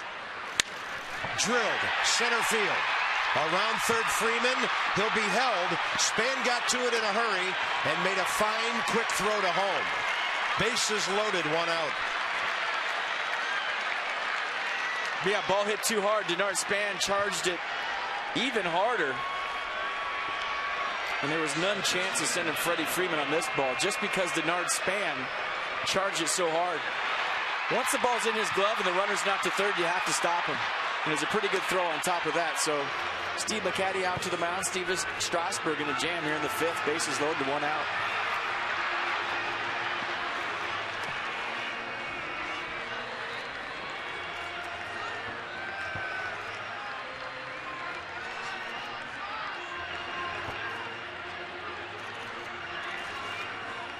Next batter is Dan Uggla.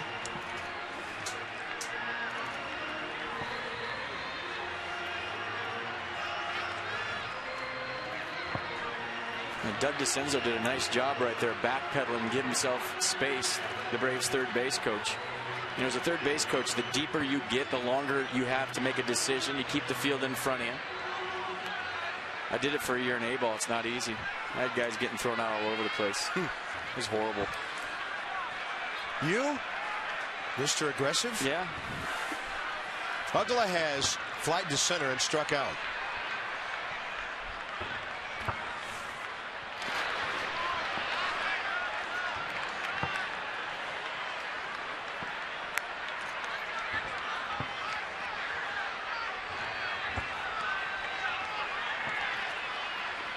Well, you got to be able to trust your catcher and throwing something down in the zone with the runner on third. And nice block right there by Lobato. And that's where you got to reach back and let it rip. Anything you do for a punch out. Uggla not really a ground ball hitter, so Steven Strasburg's thinking about a K. Line drive, base hit. Freeman scores. Johnson coming in. Harper's throw late, and now off the glove of Lobaton, and the Braves runners will move up. And there are some fundamental things that aren't going right now for the home team. 4-2 Atlanta, and runners end up at second and third. Uggla just all over this curveball, I think, from Strasburg. Ripped it into left field. I don't know why Ryan Zimmerman's playing so far up for a bunt right there. I don't know if I've ever seen Dan Uggla bunt. Ryan Zimmerman was on the grass. That ball was hit hard. I don't know if he would have got it back, but he was playing shallow. Bryce Harper with a strong throw off the glove, and both runners advance. They give Harper an error for that throw that was offline and force Lobaton well into foul territory. So the Nats have made two crucial errors here. The hitter is Ryan Doumit, and that error took the double play out of order by allowing the hitter to end up at second base.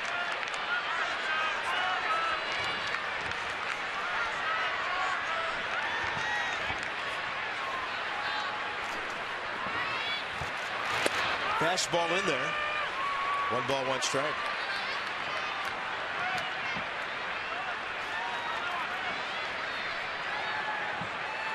Long third inning, and now a long fifth with only one out. Tough error for Bryce Harper, too. That throw wasn't that wide, just tipped off Lobaton's glove.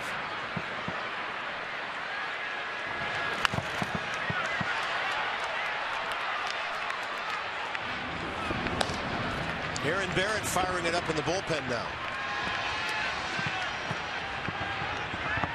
And from what we saw the Atlanta bullpen yesterday, you don't want to trail these guys from the fifth inning on, much less the seventh or eighth inning on. They've got some big arms before Kimbrel comes into a game. 2 balls, 2 strikes.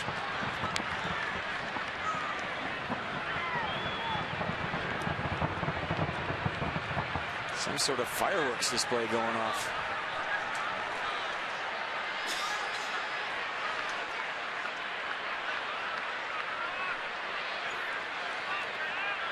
Must be Cinco de April somewhere. 2 balls, 2 strikes. Fastball rides high.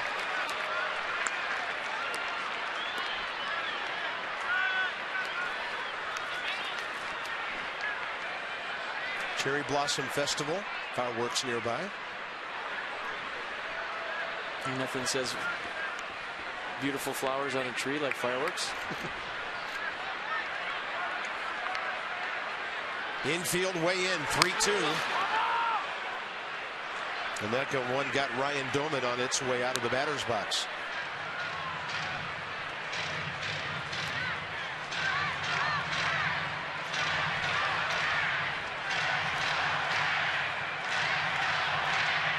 Let's see if he got a shin guard. Fastball right down the middle, just comes around that baseball. Might have got him in the foot. And it looked like his back foot didn't rotate. Watch his back foot.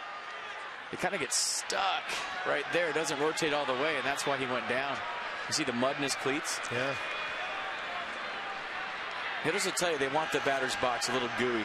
They want some mud in there so you don't slip and slide. You don't want a dry batter's box, so they'll put clay right below the dirt and put a dirt topping over it. 3-2 pitch and a base hit will make it at least 5-2. The other runner, Dan Uggla, holds it third. And right now, the power-laden Braves are singling the Nats to death in a so far 4-run fifth inning.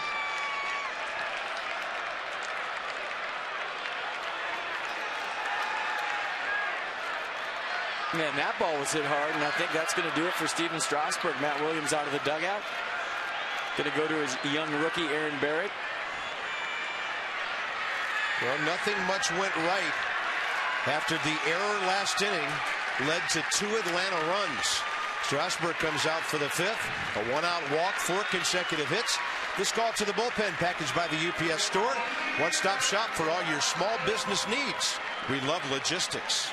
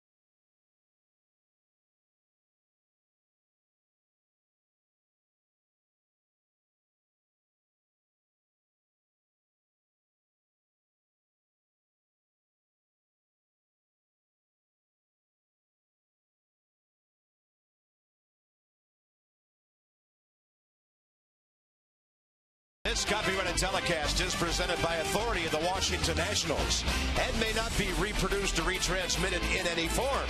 And the accounts and descriptions of this game may not be disseminated without the express written consent of the Washington Nationals. Ballpark in a bit of shock here with the Atlanta Braves already bringing in 3 runs here in the 5th inning and runners at 1st and 3rd, 1 out. And the Braves got Steven Strasburg out of this one in a hurry here in the 5th. Aaron Barrett, a couple of strikeouts, a scoreless 9th inning yesterday against Uggla, Gaddis, and Simmons. He faces Andrelton Simmons here, who he flied to center in that AB, strike 1. That was a safety squeeze right there. Dan Uggla was running down the line, so not straight up suicide to where he's coming all the way, but he was in half a sprint, had to hit the brakes and scramble back to 3rd.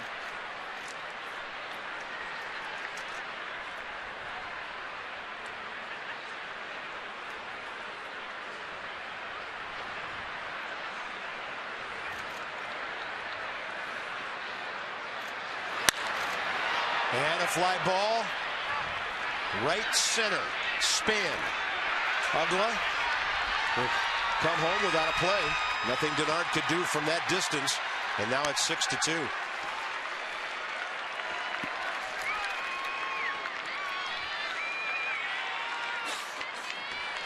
Well, I know Matt Williams brought Aaron Barrett in for the strikeout. He brought a strikeout guy in with a good slider. He went first pitch slider to Simmons. He bunted through it. Then he tried to sneak a fastball by him at 95. And he was on it for the sac fly.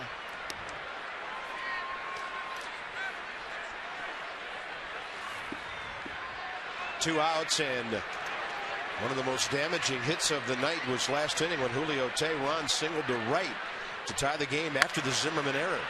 He goes up swinging. 3-hopper backs up Rendon, and the top of the 5th is over. But the Braves put 4 on the board and lead 6-2.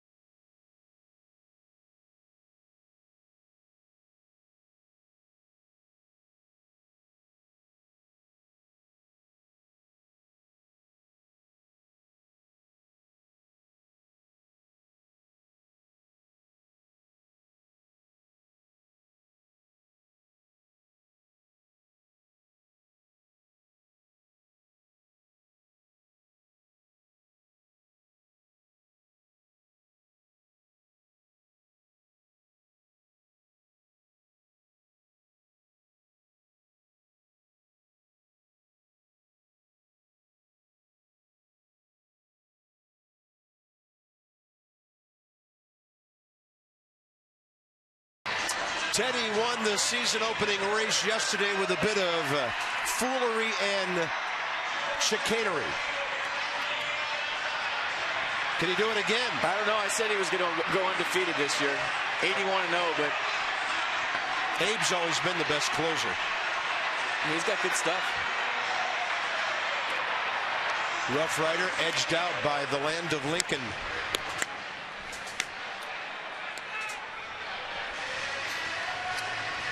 Well, you watch what happened the last 2 innings with the Nats in the field. You feel a little chillier than you did when it was 2-0 Washington. So it's up to the bats to wake up and get something done against this very good, stingy Atlanta pitching staff. Came into the ball game with a leading ERA of 1.29. It's 54 degrees right now at the ballpark, but it feels like -4. Yeah. 6-2.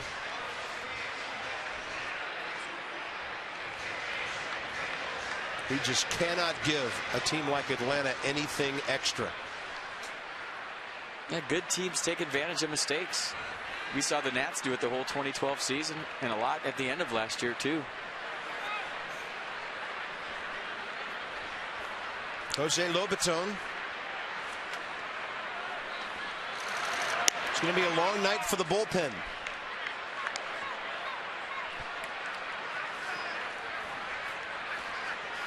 Nats will be hitting for Aaron Barrett in a moment with Kevin Franzen. And that off-speed pitch is outside. So Franzen will get a rather early appearance as a pinch hitter tonight. Batting for Aaron Barrett, who retired both of the men he faced.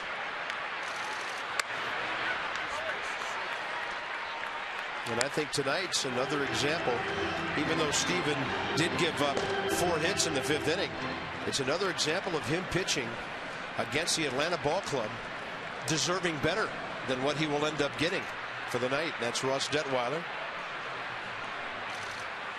Well, you just don't want thoughts of last year creeping back into Steven Strasburg's head, and what happened here tonight was very reminiscent of a lot of his outings last year.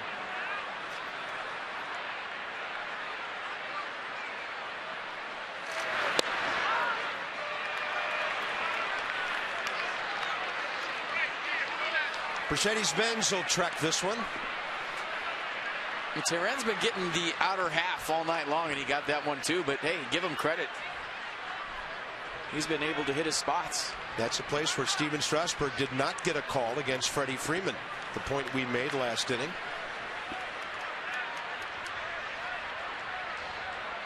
(3-2) now. Base runners needed. That'll help. Bottom of the 5th underway with Tehran's 3rd walk. Good at bat right there by Jose Lobaton.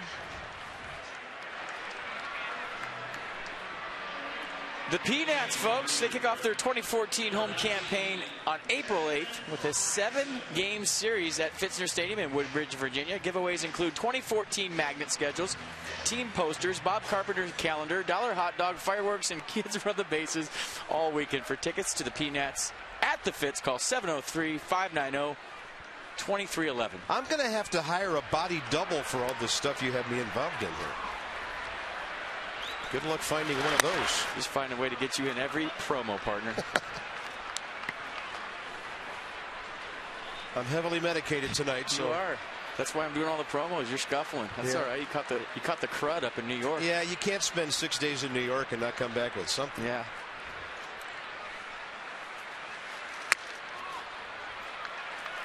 A panacea for all of us would be a 4-run rally right here.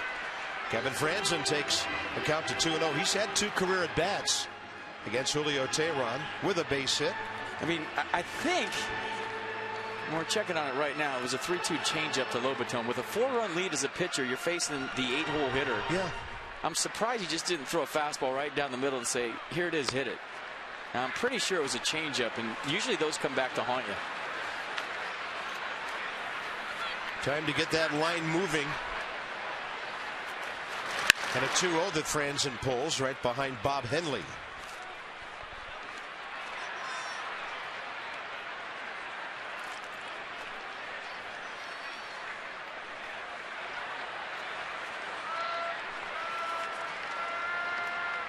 Kevin Franzen looking for his first base hit as an He's 0 for 2. 259 career hitter. Parts of 7 years with the Giants, the Angels, and the Phillies. Good idea right there, trying to get base runners. Pulled it back.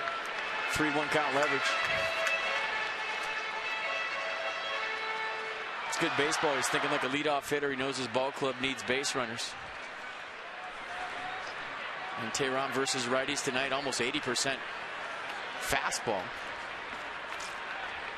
Some sliders and some changes.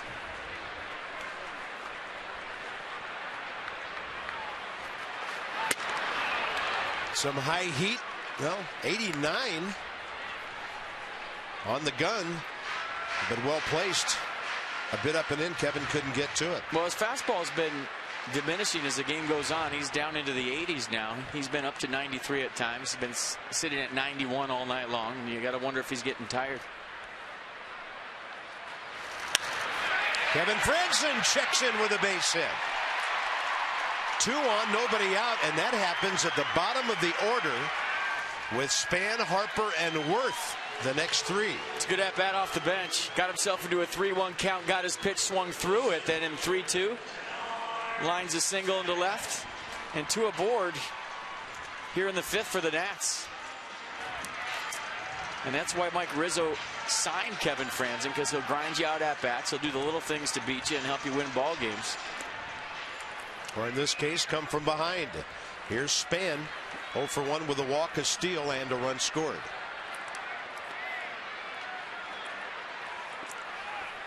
Long way to go in this ball game. Tehran, making his 36th career start, has never pitched a complete game. And his pitch count sitting around 70 right now, with nobody out in the 5th. And Denard Span looks one in low.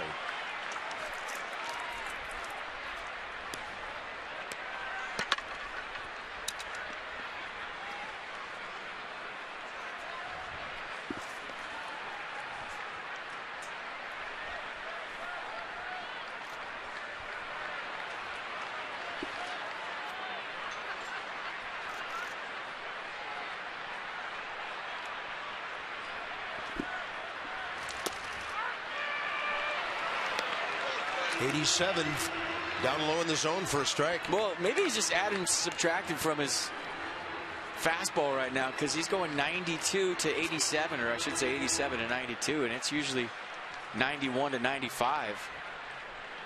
Almost like a BP fastball right there, looking for a ground ball double play.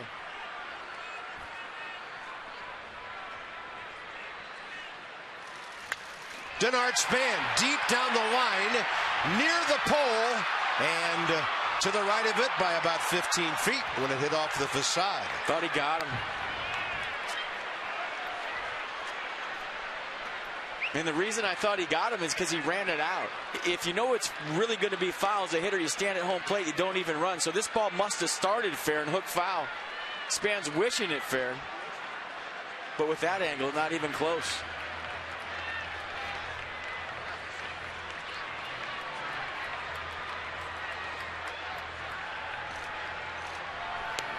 Denard's hit 27 career home runs, 4 last year with the Nats, driving in 47 runs.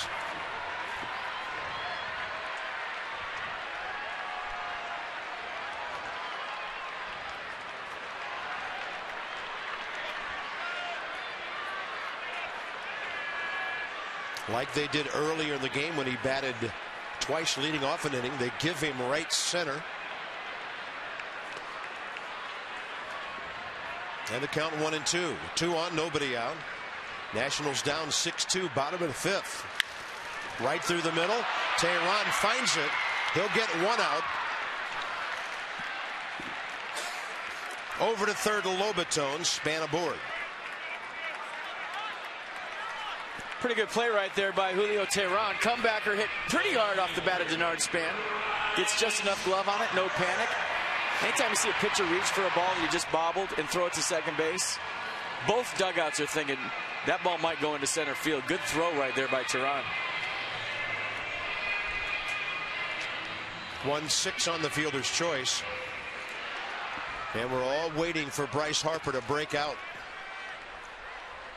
You know, it's a little thing and has nothing to do with his swing, but I've never seen his helmet come off so much in the middle of an at-bat. He's taken some swings so far this year where his helmet has actually come off.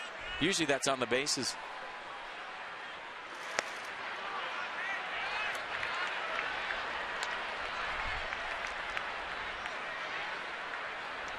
Oh for 2 tonight in this series. Harper 1 for 6.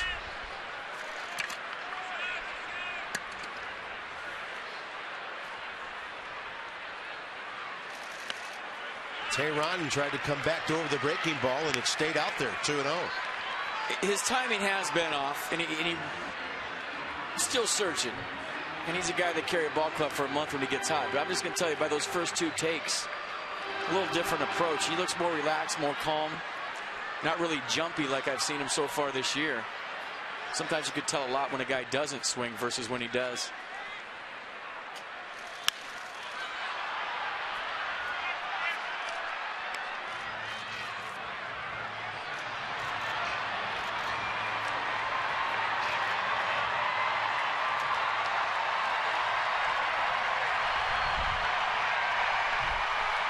Third baseman Lobaton, who led off the inning with a walk.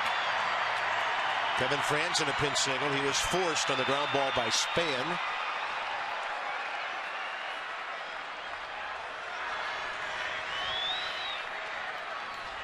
Target away. Oh, the old something in your eye, see where they're setting up trick.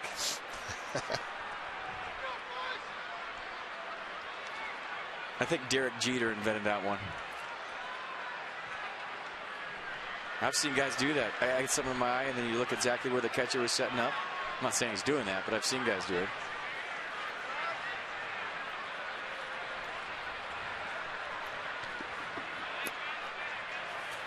Matt Williams needs a big hit from his number 2 hitter.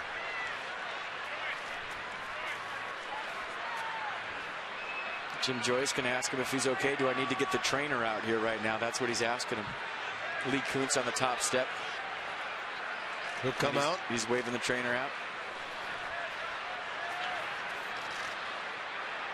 If this is a trick, it's a pretty elaborate one. And I think something got in his eye.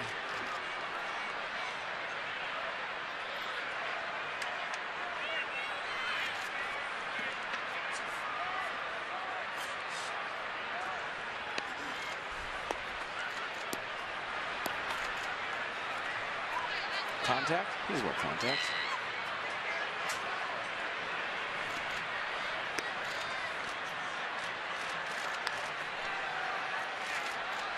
I mean, I know he wore those crazy red ones last year for a day game, but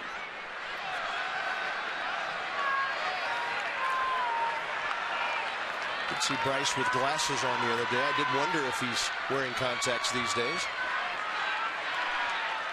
Evidently okay to get in there. The count's 2-1 with 1 out. If he goes deep right here, it's the greatest decoy in the history of the game.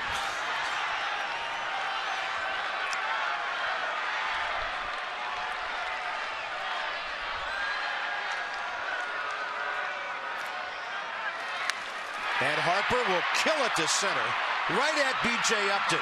Tagging is Lobaton. The throw is in time, and he's out. 8-2 double play, inning over. Atlanta still leads 6-2. Well, you know, B.J. Upton has a good arm. Lobaton, not the best runner in the world, but he threw it right on the money. Great tag on the backside to get the out.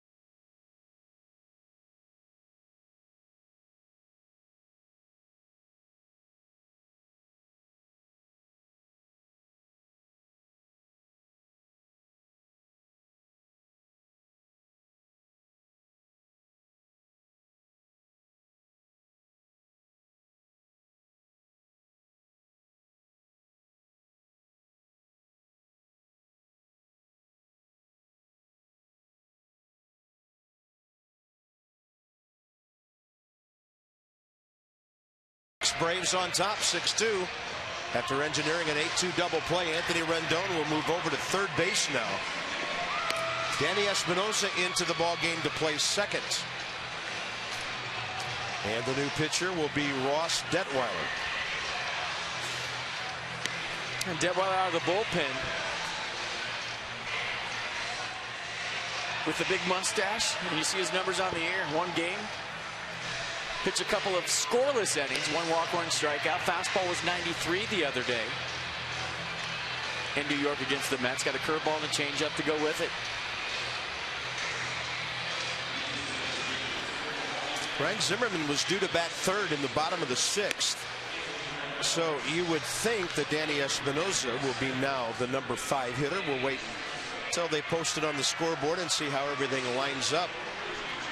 Bryce Harper, little repair work because of a contact lens, we are told by Dan Kolko, and on his way to left field. Nice going on that, Mass, and Dan. You can take the rest of the night off.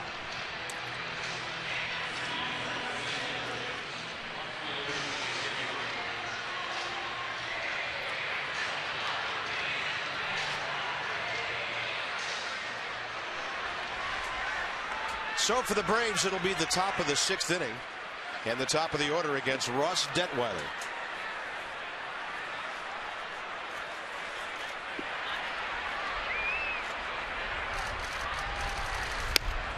Fastball inside.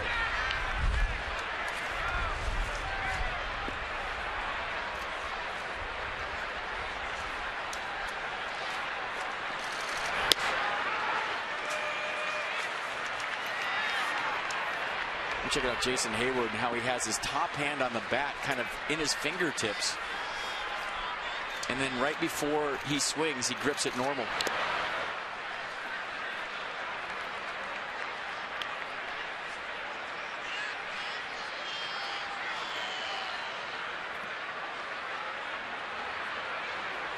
And a lot of hitters will relax their hands because they tighten up naturally at contact. So if you have a tight grip, what it does is slow down your swing. So you hold the bat loose in your hand, and guys have different methods of doing that. Hayward puts his top hand real loose. See that in his fingertips right there? Now watch how it changes right as Detweiler goes into his motions. Yeah. Ross got inside near the label of his bat. And the comebacker, Hayward 0 for 4 tonight. The one brave hitter the Nats have been able to handle pretty well. That's just a little thing to keep you relaxed at the plate, and something I noticed earlier. See how it's in his fingertips right there? Now watch it change. Just to see normal grip right there as the pitch comes.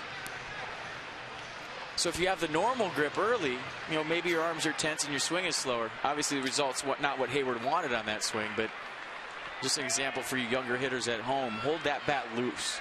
If you're holding it tight and gripping the sawdust out of it or the aluminum out of it, you're going to have a slow bat. Upton late for a Detweiler 93-mile-an-hour fastball. Braves box score, a busy one tonight. They had 2 hits through 3 innings. Had not scored against Steven Strasburg. They got the 2 runs on the error and the hitter hit by the pitcher, and then everything fell apart for Steven and the Nats. Strasburg, that is, in the 5th inning with a walk and 4 hits. All singles.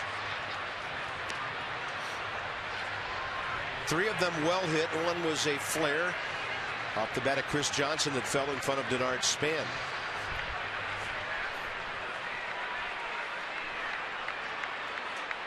And with Detweiler in there, batting in the 9th spot, Espinosa is 5th. This could be a couple of innings for Ross, who seems to be throwing free and easy. And a foul ball there, the 0-2 pitch. All right, you've been waiting for it. Text drive to 29292 for your chance to win a meet and greet with the skipper, Matt Williams, as presented by Outback Steakhouse. Outback Steakhouse, no rules, just right. I mean, not to beat a dead horse, but tonight reminds me of Strasburg's outing against the Cubs last year, where he was cruising along with great stuff. No hit stuff. Zimmerman made the error with 2 outs, and then the wheels came off, and tonight very similar. It happened the next inning, but very similar.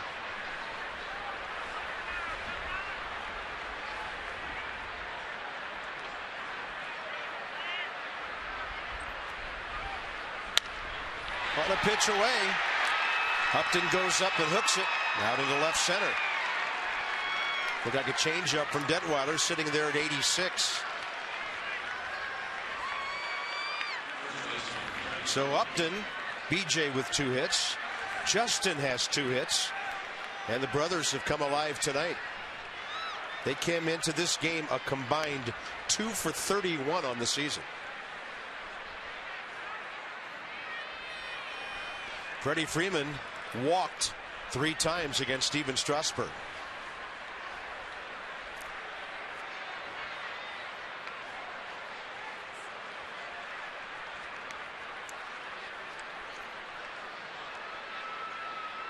I think a few of those walks were by design from Strasburg, kind of pitching around Freeman.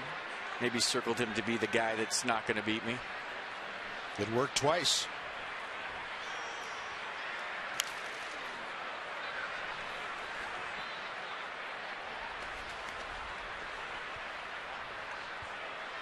Ross, a first rounder in 07, 6th overall player taken by the Nats in June of that summer. Later in the year, he made his major league debut with 1 inning of relief at Atlanta. Off to Potomac. The year after that, Harrisburg and Syracuse in 09. Made it back to the big club for 14 starts in 09.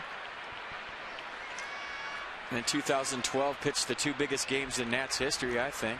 The playoff clinching game, not the division winning game, but the playoff clinching game against the Dodgers to make them playoff eligible. And then obviously game 4 in the NLDS, the biggest game in Nats history. He was on the mound and he absolutely dealt. And we thought he was on his way, a 10-game winner that year. Early in his career, had some hip problems. He severely threw across his body. And some back problems recently. Still just 28 years of age. Plenty of time to get this thing geared up. 2 balls, 1 strike on a throw over.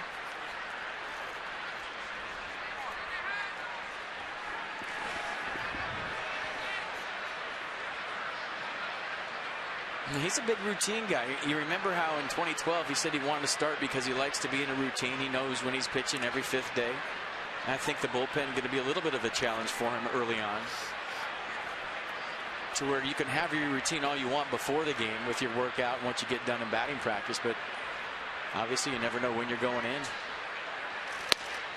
Right in there, 2-2.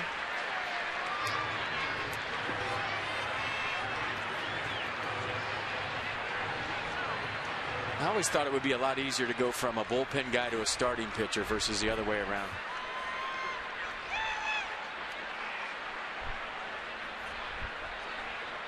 And there are exceptions to every rule. It's worked out pretty well for Craig Stammen, who says he now likes the routine of knowing he might pitch 4 or 5 times a week, go all out for an inning or so, and get back after him the next night or 2 nights later. I would imagine it varies from person to person, right? Sure. If you're a routine guy and you're a slave to your routine, you want to be a starter. If you like being in a lot of games and being in the action, adrenaline junkie, reliever. That ball scorched off the glove of Danny Espinosa. Freddie Freeman hit it extremely hard.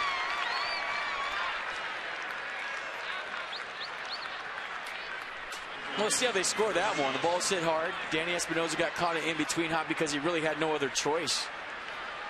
I mean, it's not like you can create a hop on a ball hit that hard. So what do I always say? Come into a big league game, a ball will find you. A little short hop to Danny Espinosa. Almost gloved it. And based on the speed of the ball, had he gloved that, that would have been a double play. Even though Freddie Freeman runs well, that ball was hit hard.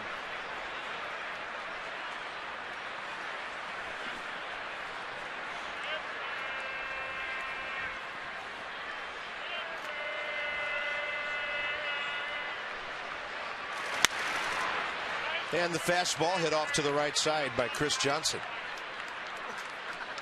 Well, I had the Braves for 9 hits after B.J. Upton's in this inning. So neither a hit nor an error. Now a hit posted on the scoreboard. Took them a while to figure that one out. No problem with that call. That thing was hit extremely hard. Well, if the scorekeeper was standing at second base, he would have known how hard that ball was hit. I'll tell you what, Carb, I've been on some teams. Oakland 2001, we won 102 games that year. Seattle won 116 games. We had the Mariners number. We knew we were going to beat them. They knew they couldn't beat us. And even though they beat everybody else in the league, we just had that thing over them. And right now, that's the case with the Braves and the Nats. And I guess, how do you turn that thing around? Well, you got to start beating them, obviously, but you got to start beating them frequently and consistently, because right now they have the swagger and they know that they've won 14 of the last 20 against the Nationals, and it's the same guys. So it's not like a different team is in there with different players. Yeah. It's almost like this is continuing from last year, and it's the same season. And out of that total, 8 out of 10 at Nationals Park. And Seattle had a great team that year, but every time they played us, we would just look across their dugout and know we were going to beat them. And you could almost tell, sense it, whatever you want to say, in their body language, the way they carried themselves. They knew that we were the only team in baseball that they couldn't beat. I mean, how else do you win 116 games like they did? You know, we were the wild card. We finished about 10 games back of them, or whatever it was. Yeah. But they knew we had their number, and they were hoping that we got eliminated so they didn't have to play us in the playoffs.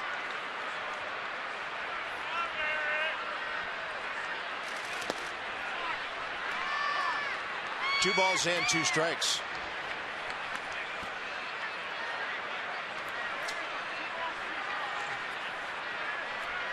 And there's a statistical information that kind of backs up what we're talking about. And it's not like they've been routes. Like I said, 10 of the past 17 games have been decided by 1 run.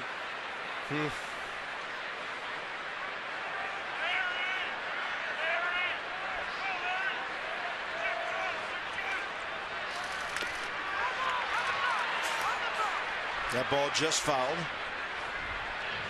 So last year the Braves were 7-2 here. They had won the final game, regular season game of the 2012 season here. Won yesterday.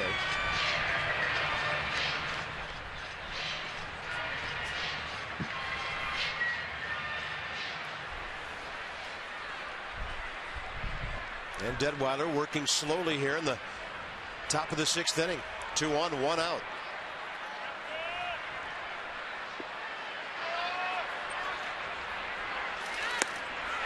Keeping that ball down. A good curveball right there from Detweiler. Interesting. He gets a right-hander with a curveball. First strikeout tonight. 80 miles an hour. Watch the location. Back knee piece on Chris Johnson. And he's the guy that's been on fire tonight, hitting everything thrown up there. Good pitch by Ross Detweiler.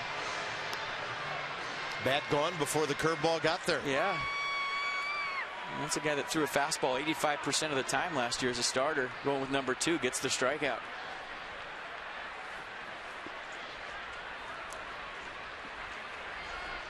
Justin Upton 2 for 3 tonight. Pair of singles, a stolen base, and 2 runs.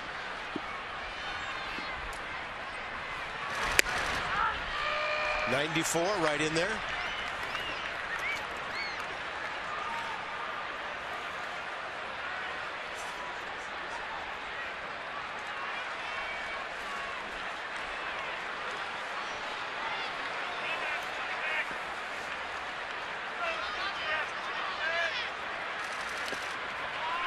Good block. Jose Lobaton's catching skills are very impressive early in this season. He threw out a runner yesterday. The way he blocks and calls games, his target, the way he sets up. I'm liking what I'm seeing with him behind the plate. Good receiver.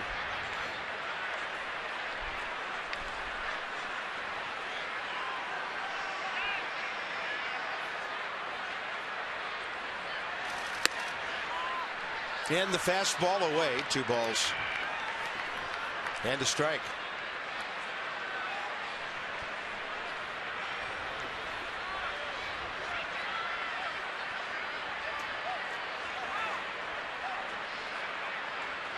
That's Detweiler's 17th career relief appearance. And he just missed.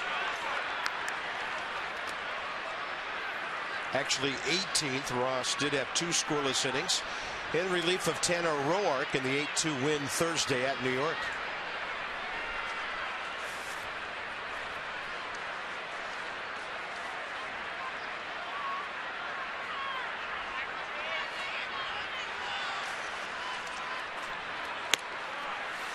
Waston Well, it's a ball game right here. I mean, you can't give up any more runs if you're the Nationals. Got to stop the bleeding somehow and keep it within one swing. Matt Williams obviously wants his club, which has a quick strike offense, to keep this game within one swing, meaning the grand slam. Base hit here right now. Almost puts this one on ice. Dan Uggla drove in 2 last time with a base hit. The big blow of that 4-run Braves 5th inning. He had the bases loaded with 1 out there. Loaded with 2 outs here.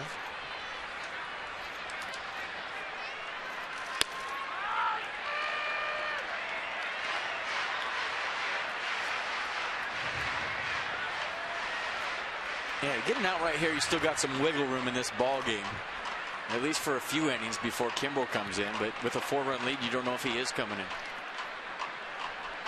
Got to keep it right here, though.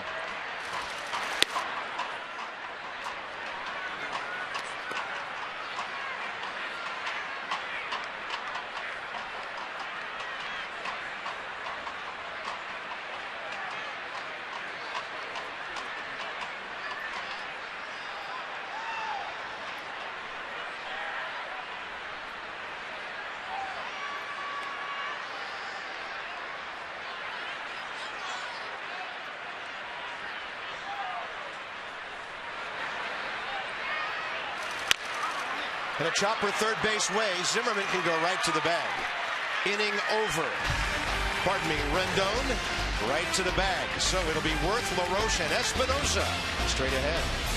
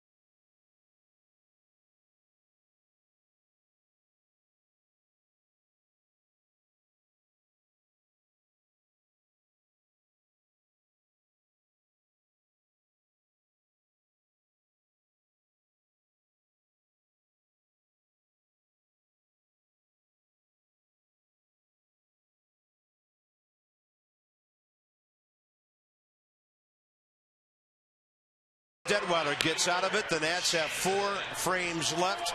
They're down by 4. Cold night at the ballpark. Some offense, hopefully, to warm everybody's heart here soon. But they need to turn this thing around against this Atlanta ball club. I mean, there's no reason to panic. It's the 5th game of the year. But you hate to see an early trend, or maybe a few things don't change from last season. There's absolutely reason to panic. No, I'm just kidding. It is. It's only the 2nd game against these guys, and you play them 17 more times. But like we were talking about, you got to find a way to beat them and send a message that this is a new year. Like I said yesterday and again today, you feel like it's just kind of a continuation of what happened against this ball club last year, and just to change the mojo up and find a way to beat these guys. But right now, there's no other way to say it. The Braves have the Nats number until something changes. Jason Worth leads off, bottom of the 6th. I heard a sound, and that was the sound of him taking a glancing blow, and he's aboard. It all started with a hit by pitch.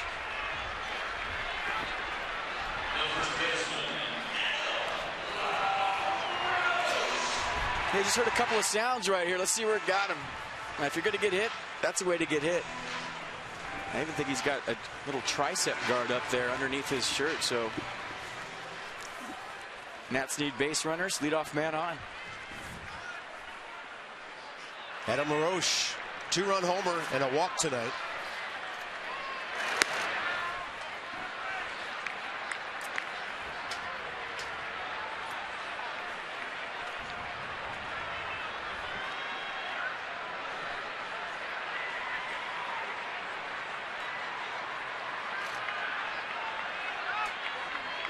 Tehran's been falling behind some hitters. The Nats had a walk and a base hit to start last inning. Fielder's choice. Line drive double play to center. Snuffed that out. Washington hasn't had more than one hit in any inning tonight.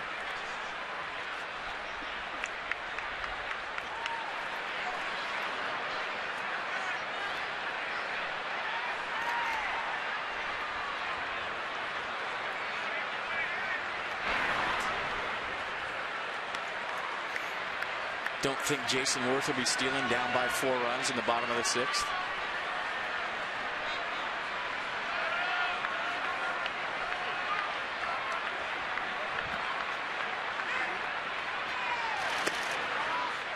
Off speed outside, 2-1.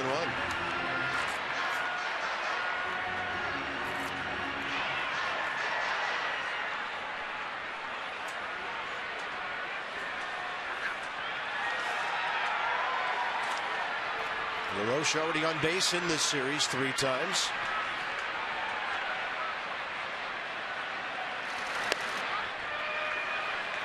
And he'll take a high strike, 2-2. I still haven't figured out what this pitch is from Tehran. I mean, his fastball's been going 92, 93, and this is 86. I don't know if it's a BP job or what. And some guys will add and subtract, just throw what they call a BP fastball. 4 or 5 miles an hour slower than the regular one, but not a changeup. And he's been throwing 86, 87. You see that 91, that's his fastball. His changeup averages 81 miles an hour, so that makes you think it's somewhere in between the fastball and the change, which would be a BP fastball. Trying to get you out in front, roll over. That's the purpose of that pitch. Just take a little off the fastball where you're geared up for 91. But it's only 86. 3-2 with nobody out. And he walks Adam LaRoche into the 2nd consecutive inning, with one of them being a walk. The Nats have 2 on, no out. First appearance for Danny Espinosa coming up. 89 miles an hour on this 2-seam fastball, and it was very close. Could have gone either way. LaRoche gets the break. Got a break on a check swing earlier, so things going good for the Nats first baseman here tonight. And, we don't want to speculate. We don't know what's going on, but that was a straight-up change with Danny Espinosa for Ryan Zimmerman, and we have heard nothing about an injury to Ryan Zimmerman. I will say this. I watched him throw today in batting practice, and his arm did not look strong. He was having trouble getting the ball across the diamond the whole time, and he saw the air tonight. So, that's all I'll say, what I witnessed with my eyes in batting practice, and it wasn't good.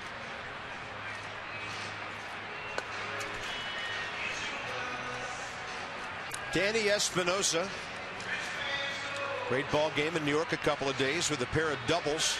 He's 2 for 6 with a walk on the young season, so 7 plate appearances, on base 3 times. Career against Tehran, 2 for 9.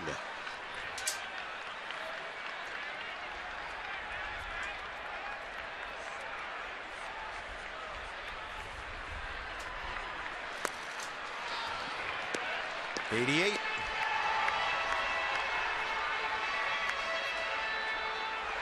And those guys are tough to hit off of because, add, subtract, gear up. What's he going to throw? Can't really tell the difference. That 5 miles an hour.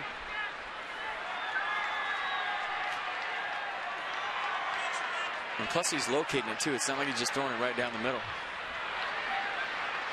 23 years old. His future's bright.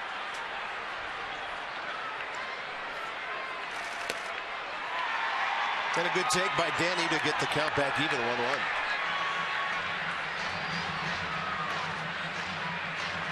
The Miami ball club still playing well tonight, 3-0 lead.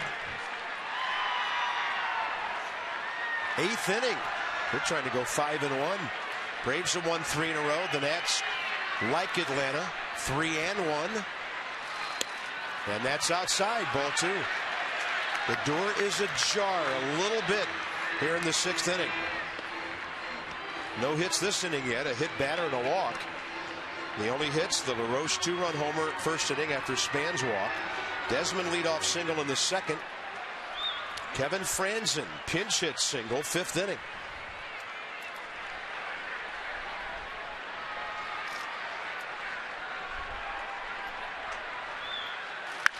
Espinosa rocks one to left center. Right over there to grab it, Justin Upton, and Danny Espinosa is taking some outstanding swings the other way.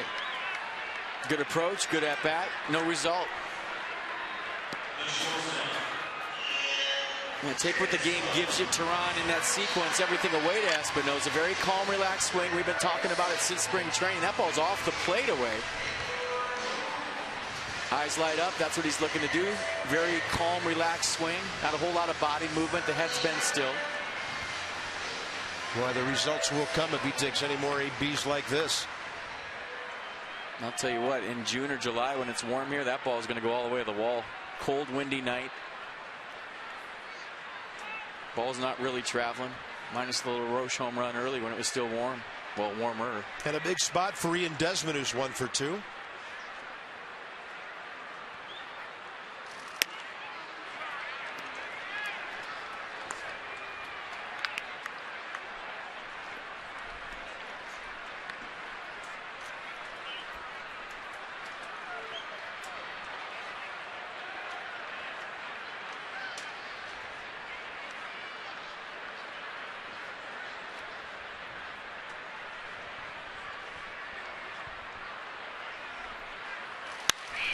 Got a fastball late for it.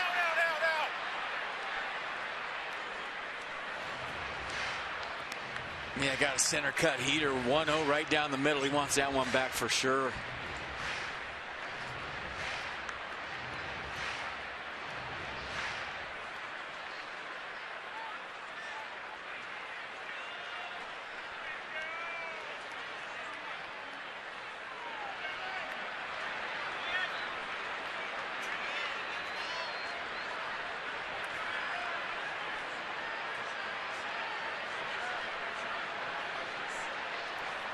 One count. Off the hands, and this one's playable. Right field line. Freeman got over into foul ground and makes the grab. 2 outs. Pretty good play right there by Freddie Freeman. He had to range a long way. He got turned around. I thought that was Uggla's ball all the way. So simple pop-up turned into an adventure, but did a nice job of turning himself around and finding the baseball late. Watch how far he goes for this. Back to the play. Turns around, finds it. It's not an easy play. You're looking for help from your second baseman right there because he's got the angle to where that ball was straight over his head. That's not easy. Yeah, he did something there you don't see a lot of first basemen do. He kind of sprinted to the spot where he thought the ball was going to come down, and he was right. He's a good athlete. He is. Anthony Rendon, now the third baseman. Fly ball to center, a fly ball to left. And Jason Worth with a sneak up swipe of third base here. Well, Matt Williams wants you to be aggressive, even down by 4 runs. But if you're going to be aggressive, you got to make it. The best thing that happened right here is that Adam LaRoche didn't go, because he would have given the Braves an opportunity maybe at second base where Worth had that stolen at third. If you're the trail runner and you don't get a jump, don't force it.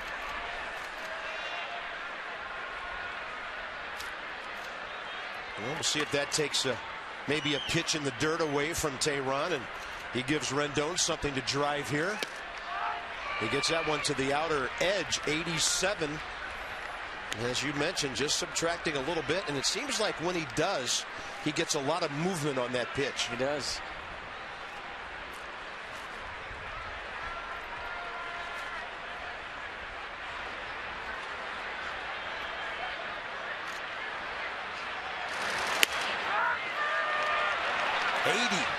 One and two. Well, that was a slider that didn't really slide. It never came back down to the zone. So a high strike right there from Jim Joyce. This is basically a cement mixer. Doesn't do a whole lot. Catches the top part of the zone, and Jim Joyce liked it. Teheran in the mid-90s on his pitch count, so he's not long for this game. And Rendon, a really good take on that slight piece down.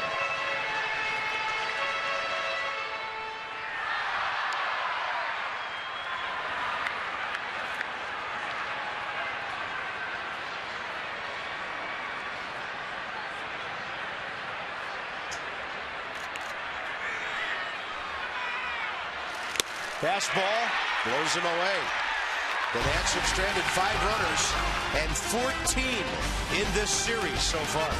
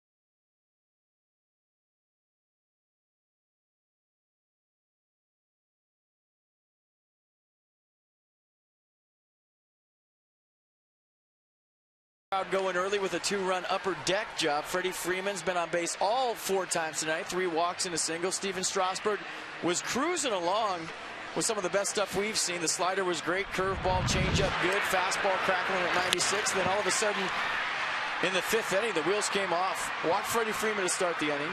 Chris Johnson hopped aboard. Then Dan Uggla with the RBI single right there. And Ryan Domit the same.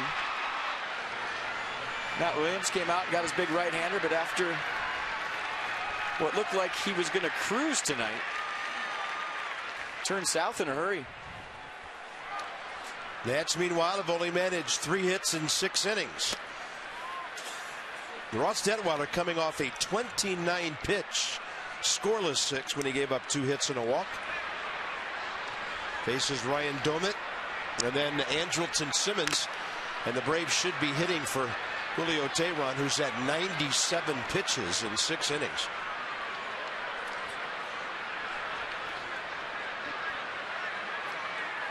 Jim Joy's going to walk out with Ross Detweiler, say something funny to him, and give Jose Lobaton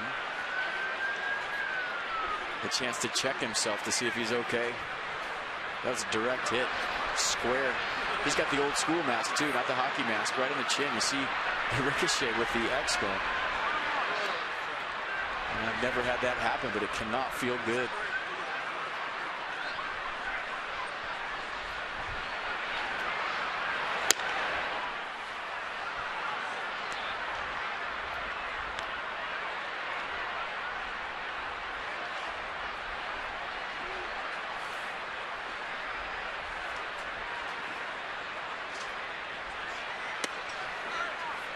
And Ross Detweiler's had some long counts in his appearance tonight. Walked a man with 2 outs in the 6th. Got Uggla on the ground ball to keep it a 6-2 game.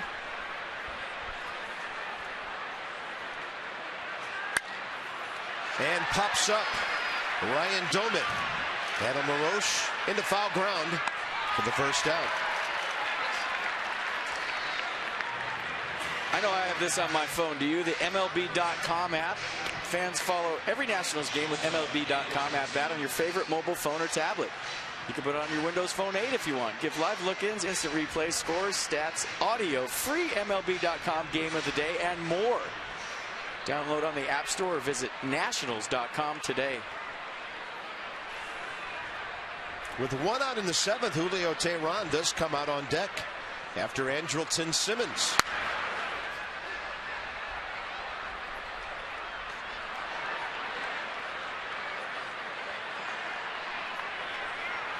Simmons tonight 0 for 2, sac fly.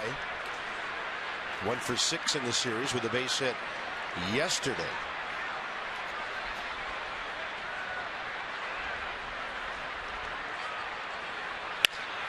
Down to third.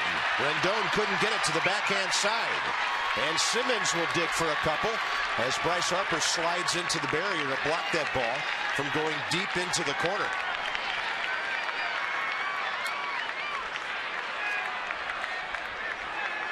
A sac fly last time up, double this time up. Rendon playing on the grass for the bunt.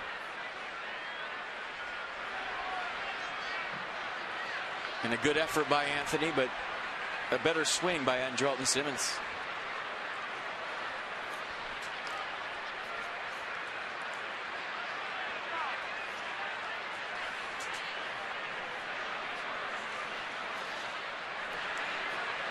Julio Teheran 1 for 3 with an RBI single tonight, his 3rd big league run batted in.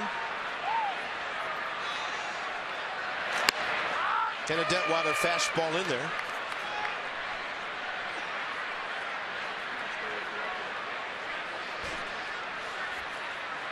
Teheran's 6th career start against the Nats. He's 2-1 with a 3 ERA.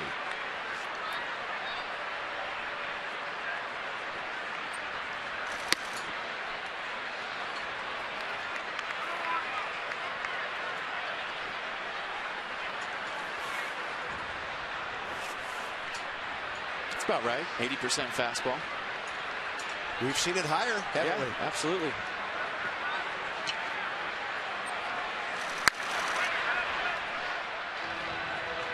I'll tell you what, Julio Teheran's got a good hack. I mean, if you're just tuned in right now and you didn't know he was the opposing pitcher, you'd think a position player was hitting. Well, as I mentioned earlier, career batting average of 206 coming into this start tonight. And he has a base hit.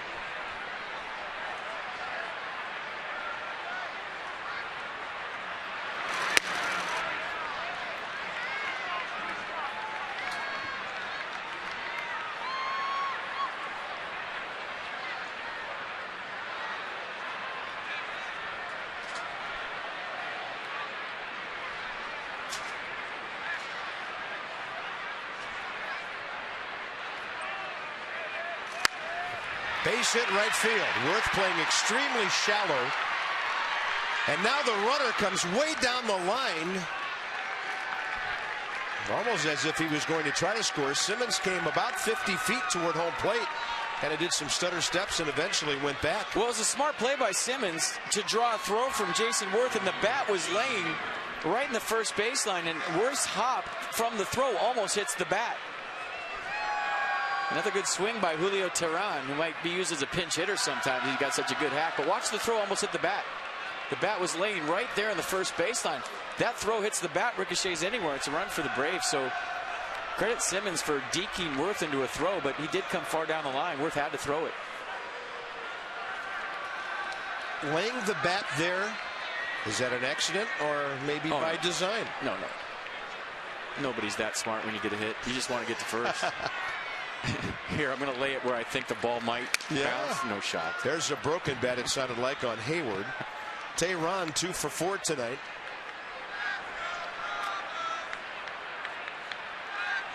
Nice, had a good night. Swinging the bat, helping himself out. RBI, another knock. Pitched very well. Freddie Gonzalez is going to turn him loose, evidently, in the bottom of the 7th inning. With a 4-run lead, having thrown 97 pitches. They had 2 men up throwing, Ian Thomas and Anthony Varvaro, and sat them both down.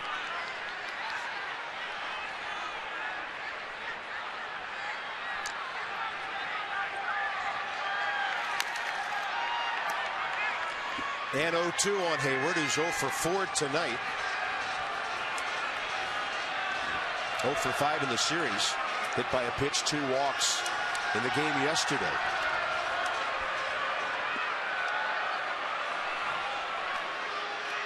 I mean, it's still a big part of this ball game. You want to keep it at a 4-run lead.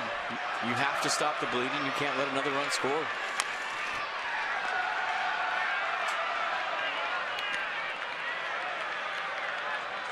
And Detweiler looking for the punch out right here because Hayward runs so well. Tough to double him up.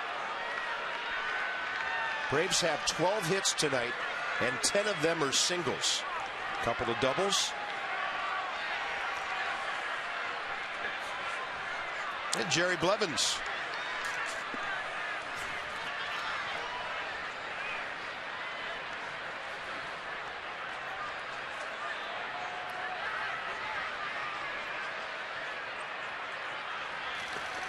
Nice on the hook. First base occupied. No tag needed. 2 outs. Ross Detweiler's second strikeout. Now, big strikeout. I mean, if you have any notions of fighting and coming back in this game, you had to get a K right there. And speaking of Ks, now it's time for Toyota's Ks for Kids. The D.C. area Toyota dealers want to help children and their families by making a donation of $37 to the Children's Inn at NIH for every strikeout by a Nationals pitcher this year.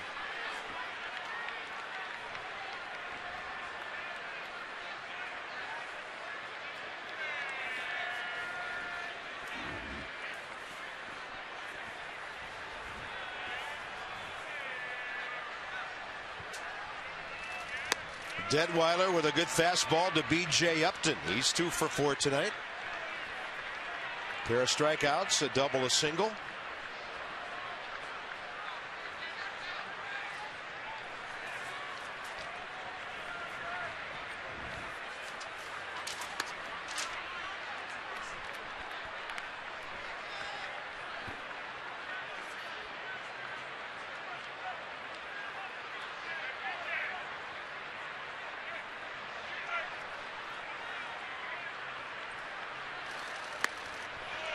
Then some high heat at 93, unreachable.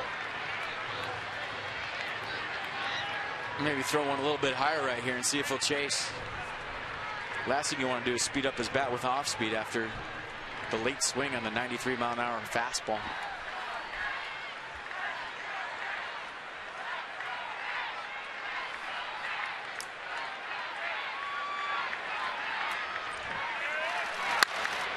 In the air to right, and Jason Worth is there.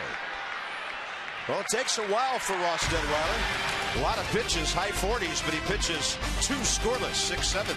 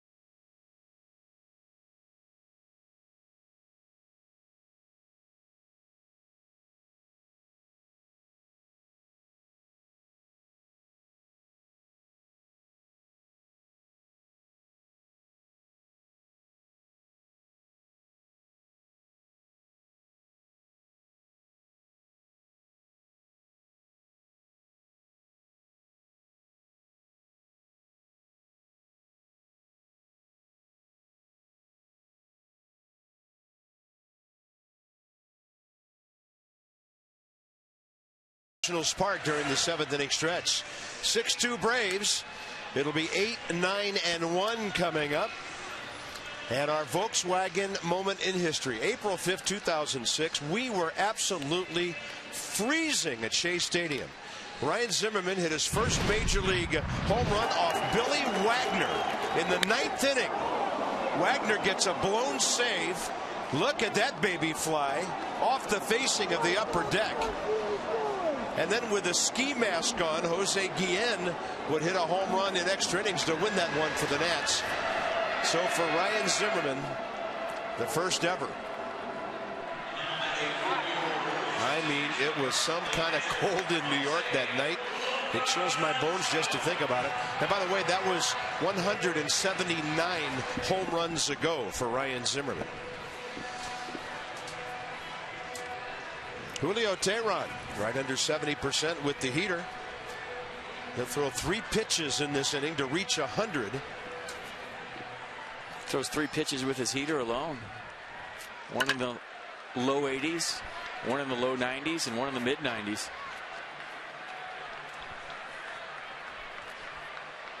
Jose Lobaton 0 for 1 with a walk. And then the Nats will go further into the bench with Scott Hairston next.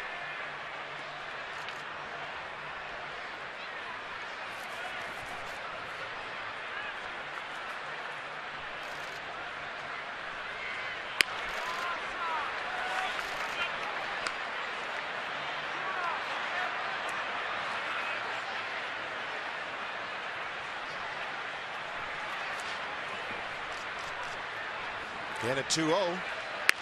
Missing away. And the Nats continue their trend of leadoff men aboard. 3 innings in a row. And 5 out of 6 they've had the leadoff man on tonight.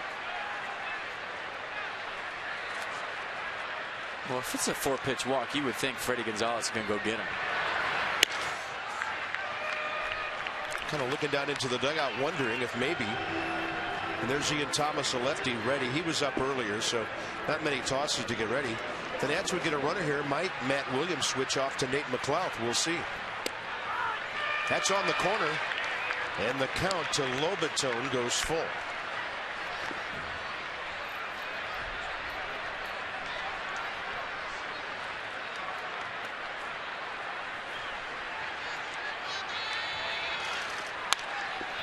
Had him reaching, and he pulled it to Dan Uggla for the out.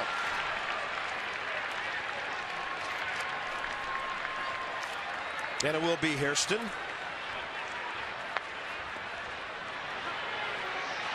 Who has never faced Julio Teheran. Scott Hairston 1 for 1. Best average in baseball. He's hot. He's on fire. On base hit against the Mets, his old squad, the other day. Likes the first pitch fastball. Let's see if he gets challenged right here. Yeah, that was Hairston with a pinch hit leading off the 7th. Led to a 4-run inning for the Nats that really opened up that 8-2 win.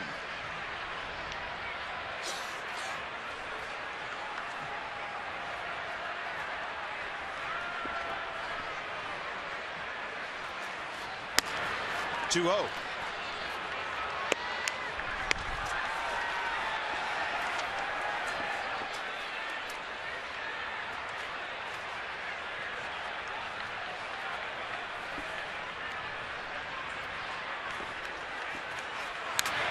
And a center cut fastball that Scott tried to tee off on. 2 balls, 1 strike. Yeah, that's a pitch he was thinking about when he was getting loose in the cage for this at bat. 2-0 fastball right down the middle. Got it. Fouled it straight back.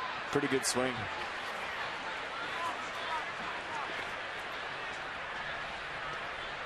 Yeah, look at that last one. Ooh, right there.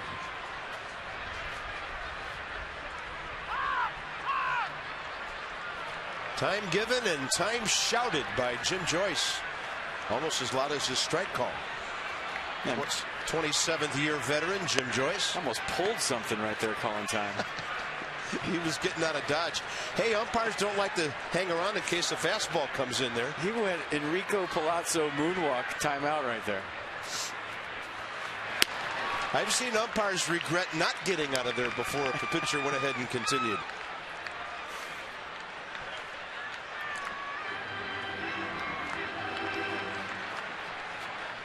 Big crowd tonight. Some have left on a very chilly evening. Over 37,000 paid tonight. Slider low, good ID by Hairston.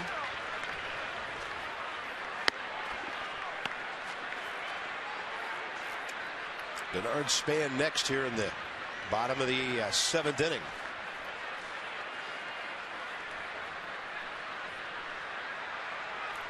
3-2, another long count. He threw another strike. Looks like we'll get another out. Freddie Freeman.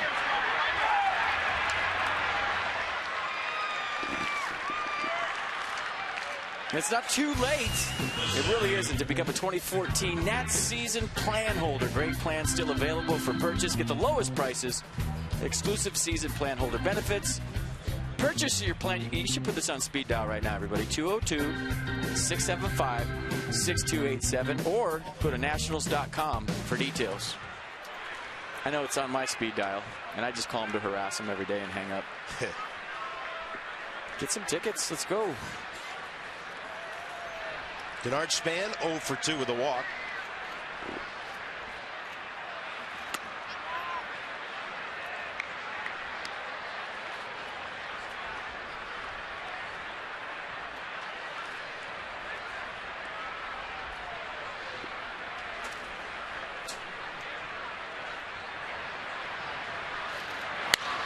And Denard gets under one to right. Going back is Hayward. Pulls up. Grabs it, and this one into the 8th inning. Tehran spinning a beauty for Atlanta tonight.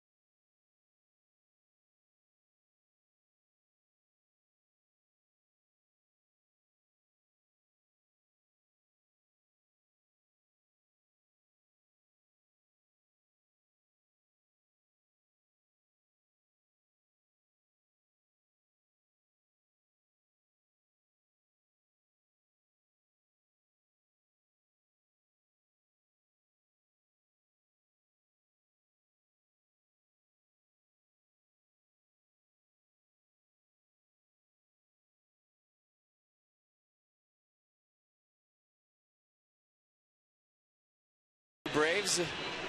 Hey, remember our Washington, D.C. Lexus dealers are donating $250 to Children's National Medical Center for every home run a Nationals player hits this season.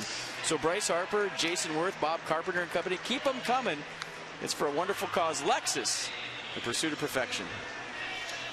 Oh, wait a minute. Got to wait till somebody hits one. Jerry Blevins pitched on opening day, gave up a home run to David Wright, but the Nats were well ahead in the bottom of the 10th. Did not hurt the ball club, so here he is. Second go round. Freeman, Johnson, Justin Upton for the former Oakland left-hander, picked up by Mike Rizzo to shore up the left side of that bullpen late inning situations. Yeah, 3-pitch guy, fastball, curveball, changeup.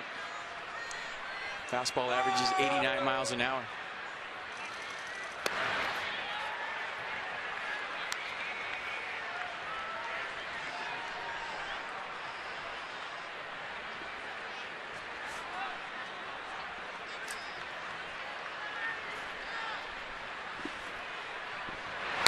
And a breaking ball that Freeman hits down the right field line. He just keeps on producing.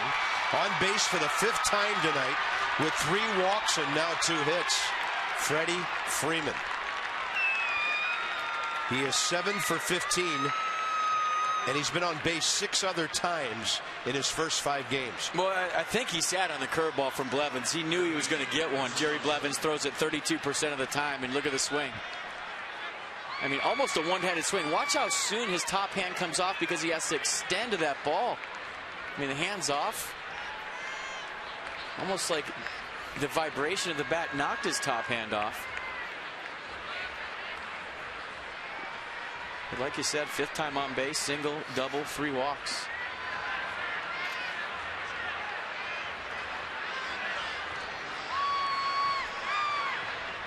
Here's Chris Johnson. He's had a good night. Braves have swung the bats well. They have 10 more hits than the Nationals do. 13 over 3.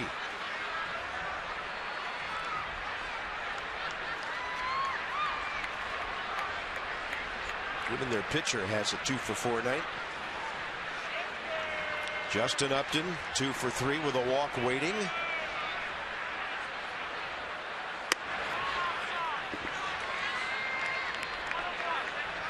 Miami closed out a 5-0 win tonight over the Padres. And Jose Fernandez is 2-0 with an 0.71 ERA. I think he's the best pitcher in baseball. All the Clayton Kershaw fans are going to get on me for saying that, but I think he's better. In the air, right side. And that's Jason Worth coming in. First out. Let's talk some starting pitching and an update from Dan Coco. Guys, Doug Fister has yet to go for the Nationals this season on the disabled list with a strained right lat, but he's slowly progressing from that injury. The Nats put him through what Matt Williams called heavy exercise today as they want to try and test that lat. He came through it well, and the plan is to get him throwing tomorrow or sometime soon. That'll kind of be the determining factor to see whether that discomfort is still there in the lat or whether it's made his way out. They hope, obviously, he comes through that good, and so far, Matt Williams said so good. So they'll continue to keep him going step by step and hope that he's back on a mound sometime in the not-too-distant future. 14-game winner with the Tigers over in the American League last year. And we can't wait to watch him pitch. And we got to see him a little bit in spring training. Really his only appearance, right? Yeah. Spoke with us afterwards and said he felt pretty good, but then something went wrong. Didn't Michael Morse be bothered by a lat strain a couple of years ago, and that really was a tough injury for him? But yeah, his lat was like way bigger, so it does take longer to heal. He went deep for the Giants today, right? That's your FP medical report. Some guys have bigger lats than others. Yep. 1 ball, 1 strike with 1 out. Justin Upton's been on base 3 times.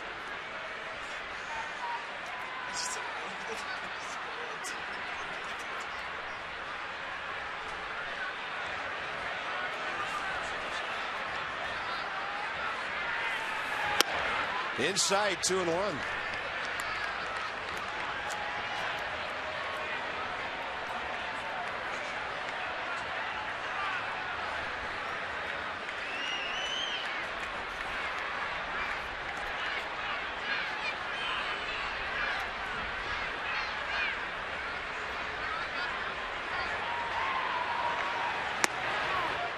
And that's 3-1.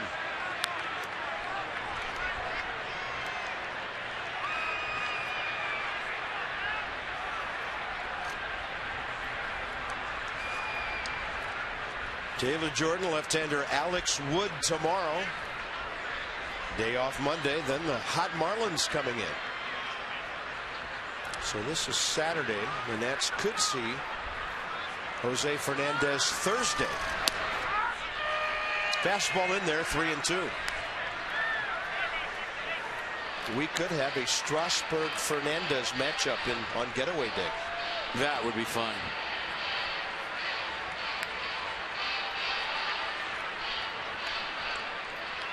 I just like, you know, obviously Jose Fernandez has got great stuff. Fastball 97, tremendous slider, curveball combination.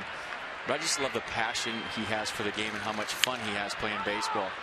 It's just so refreshing to see a guy that's genuine in his love for the game.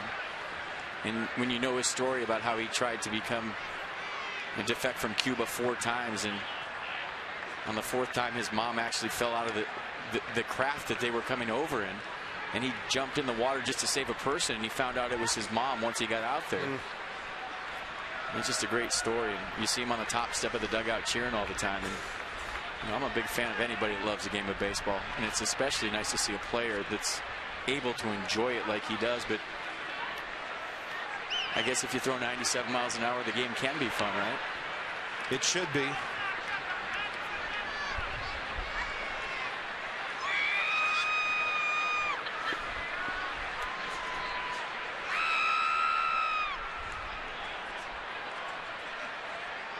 Pitcher nor hitter in much of a hurry here in the 8th inning.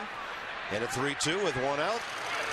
Quality pitch by Blevins, blows it by the right-hander.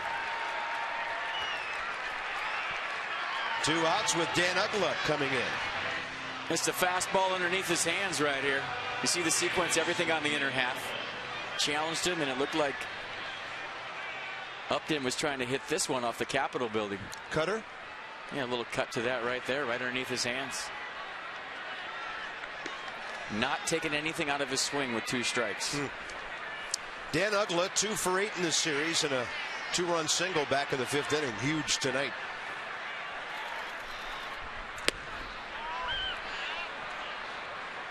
That swing, the difference in the game. It was 2-2 at the time with the bases loaded.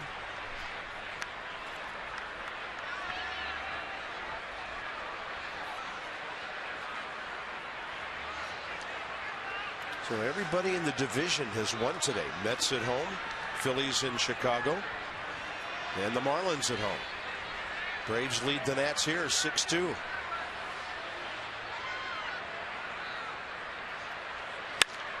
Uggla reaching to pull that one over to Anthony Rendon. He guns it to LaRoche. Braves have stranded 12 runners tonight. They've had guys on base all night long, and they've scored 6.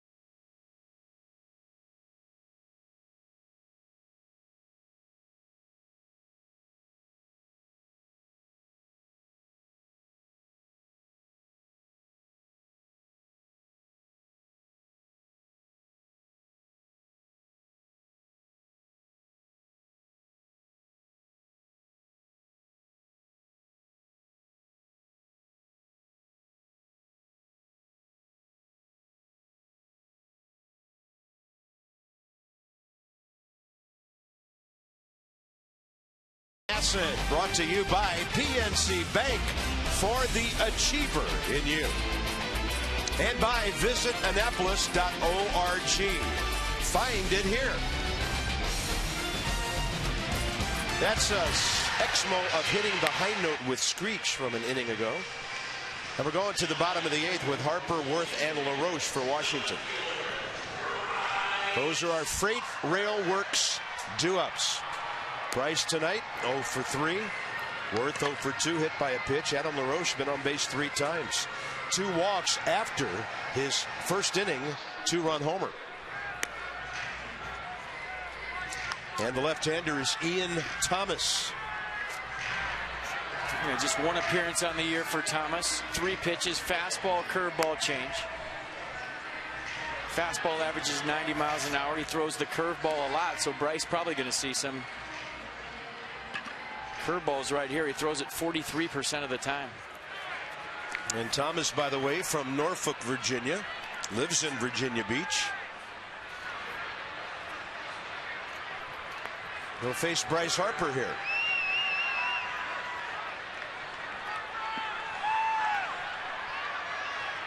Bryce 3 for 20 to start the season.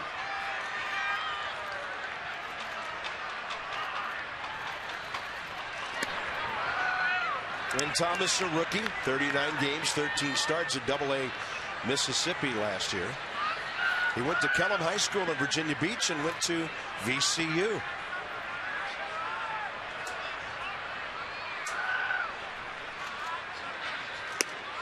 Fastball, yes. 1-1.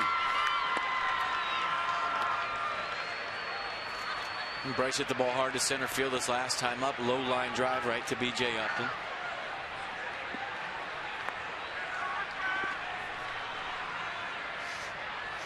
He threw a strike to Ryan Domet to nail Jose Lobaton at the plate.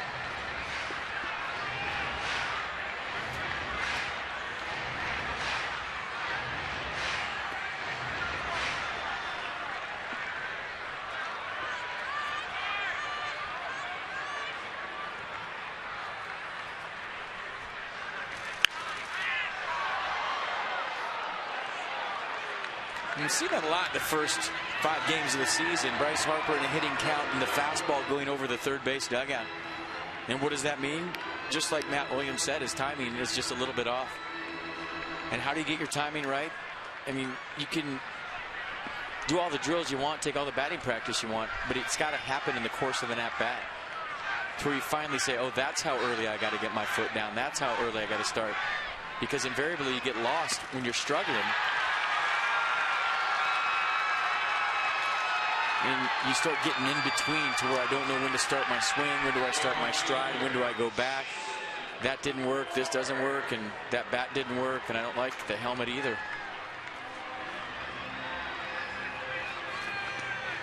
And you just see the fastball up right here in the leg, kicking the foot, just getting down a hair late.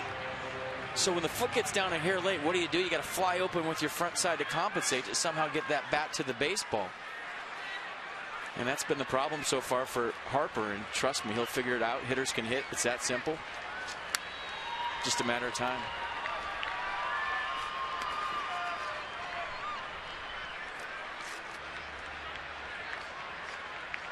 Well, it's early, as we said earlier. Sure doesn't look like a pitching staff that lost 2 of its starters during spring training. Braves came in with a 1.29 ERA to lead all of baseball in the first 4 days of the season. Jason Worth 0 for 2, hit by a pitch last time. After going to second on a LaRoche walk, stole third base with 2 outs. But Anthony Rendon couldn't drive him in with a strikeout.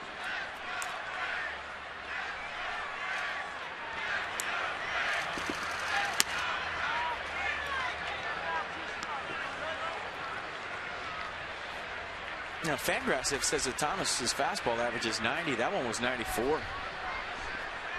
So you said where he's from. Maybe he's got a big pass list tonight. He's jacked up.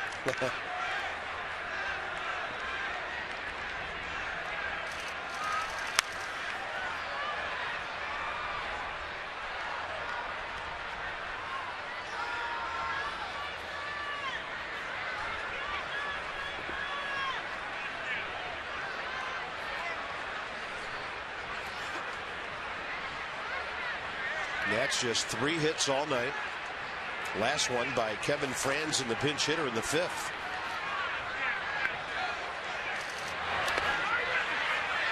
Did he stop? And he did, says Doug Innings over at first.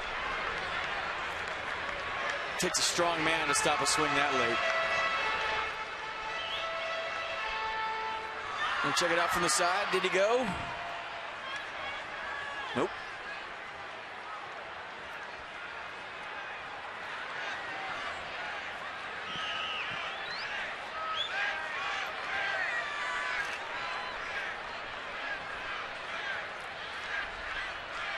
Target in. He was on it.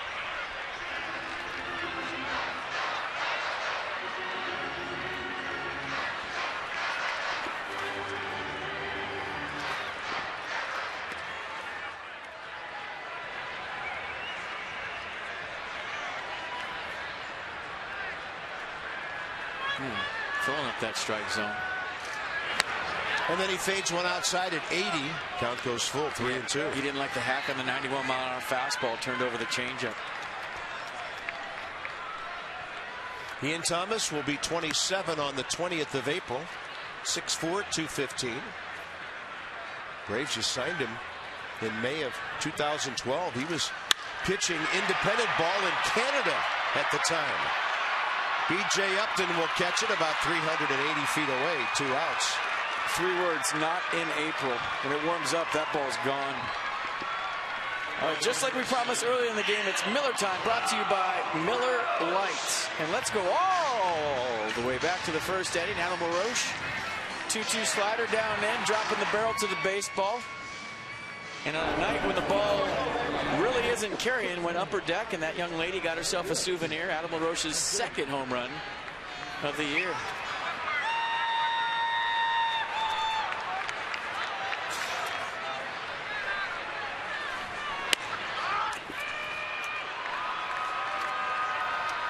And LaRoche also leads the Nats with 8 RBIs.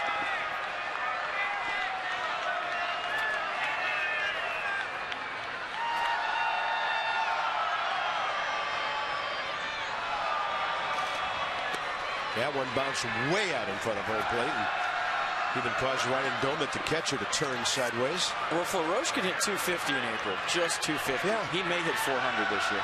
Such a slow starter as a rule, isn't it? I mean, he's gotten off to the slowest of slow starts throughout his whole career. He's warmer with the beard now. Yeah. I like it. Change things up. Yeah, he was never Moses in April before either, so he's got that going for him, which is good. He took his April and tightened it up. Yep, cleaned it up. That one off his hands and off to the left side.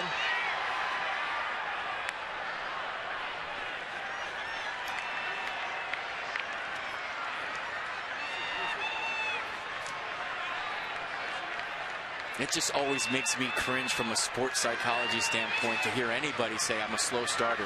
That's almost like admitting that it's okay to be a slow starter, and it's not. I mean, it's almost self-fulfilling prophecy when you say that. I mean, in LaRoche's defense, you know, track record speaks for itself, but that ball is on the ground. And Adam LaRoche has a perfect night. 2 hits and 2 walks. If you say it enough, it comes true. But in Adam LaRoche's case, he was never Moses before. Now he's got 2 hits. I mean, you know you're locked in when you go pull side home run on a slider, then you take a fastball and hit a low line drive to left field. So he's covered every pitch tonight. The slider down in, the fastball away, barreled them both up, walked a couple of times in between. So a nice night for the Nats first baseman. Second at bat for Danny Espinosa, and he'll turn around and hit from the right side. 0 for 1 right-handed so far this year.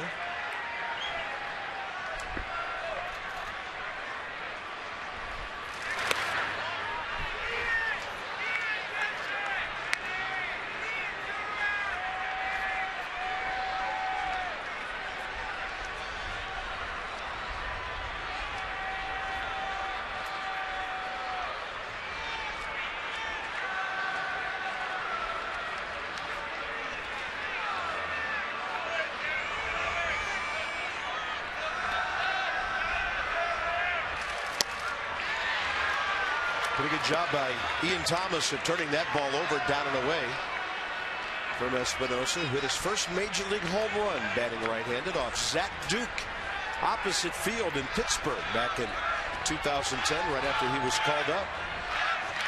And then 2 days later in this ballpark, he hit an opposite field homer to left field from the other side of the plate. No, there's never been a question about this side. I mean, he's always been a better right-handed hitter than a left-handed hitter.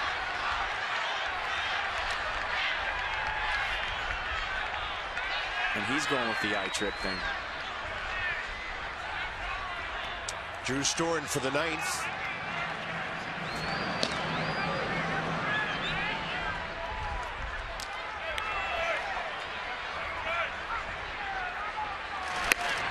And a fastball away, 2 balls, 1 strike.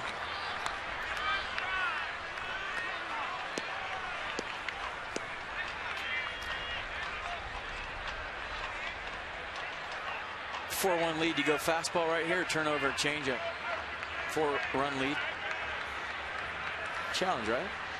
If I'm hitting, I'm looking heater right here. Yeah, certainly if it was 3-1, See what he does on 2-1.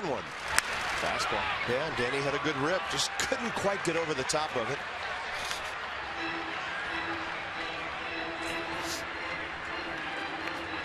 It just amazes me as you watch 162 games up here on how many relievers don't pitch to the score, they pitch to their ERA. I mean, that's a good example of pitching the score right there. 2-1 count. Here's a fastball, hit it. Now, how many times do you see guys in this situation, worry about the runner on first in their ERA and start throwing 2-1 changeups or 3-1 changeups? He just goes with the gas and strikes out Danny Espinosa. Nats have stranded 6 tonight. We're into the 9th. It's all Braves, 6-2.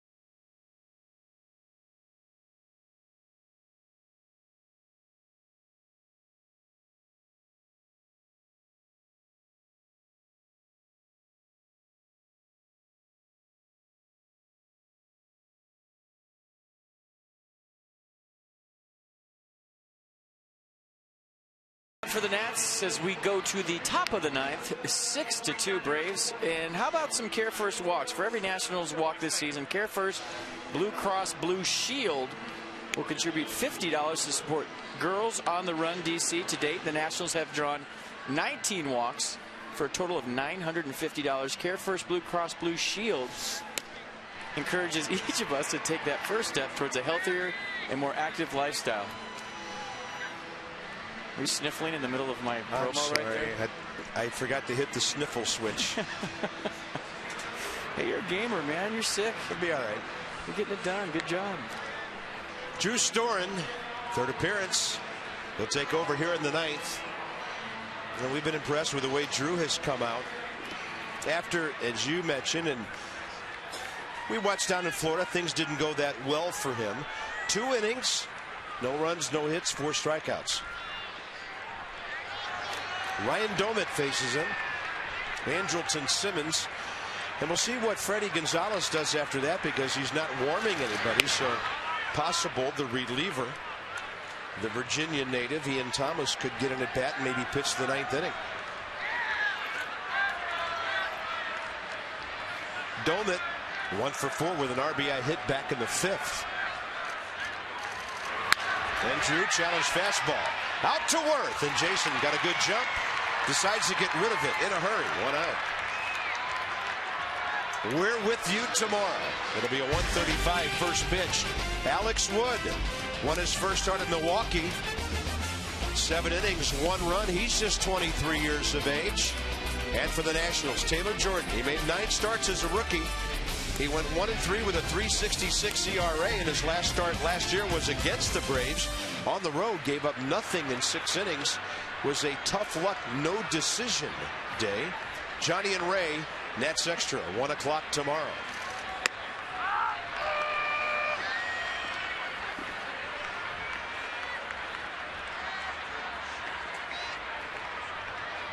I just like the new delivery from Storn. I know he went to it late last year, but it's even more refined to where he's just really riding that backside, getting that leg kick up. And the reason I like it is I feel like it's better for the longevity of his career, because now he's really using his lower half. You remember before he just kept his foot real close to the ground, just kind of swung it back and then came through. I mean, now he's really using the lower half, which is probably going to take some stress off his arm. And hopefully allow him to pitch a lot longer into his career so he doesn't become a broadcaster.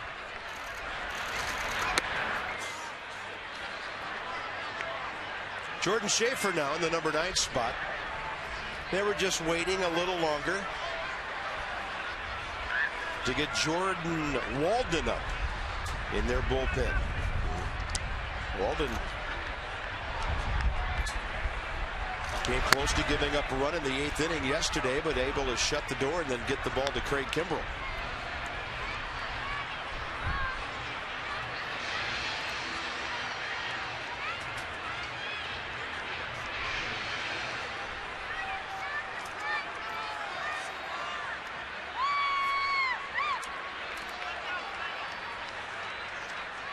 Two from Drew Storen to Andrelton Simmons. Got a fastball just chopped over to the right side. Drew cuts it off. 2 outs.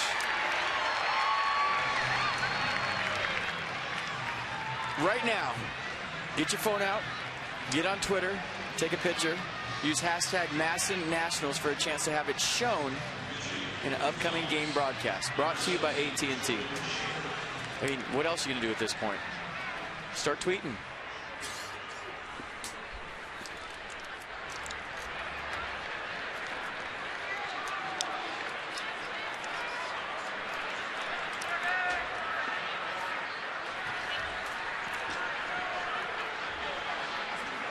Here's Jordan Schaefer. Fastball up and in, and that is, on a cold night, some serious damage. Bottom of the 9th coming up. Desmond, Rendon, and Lobaton. The Nats need a huge inning.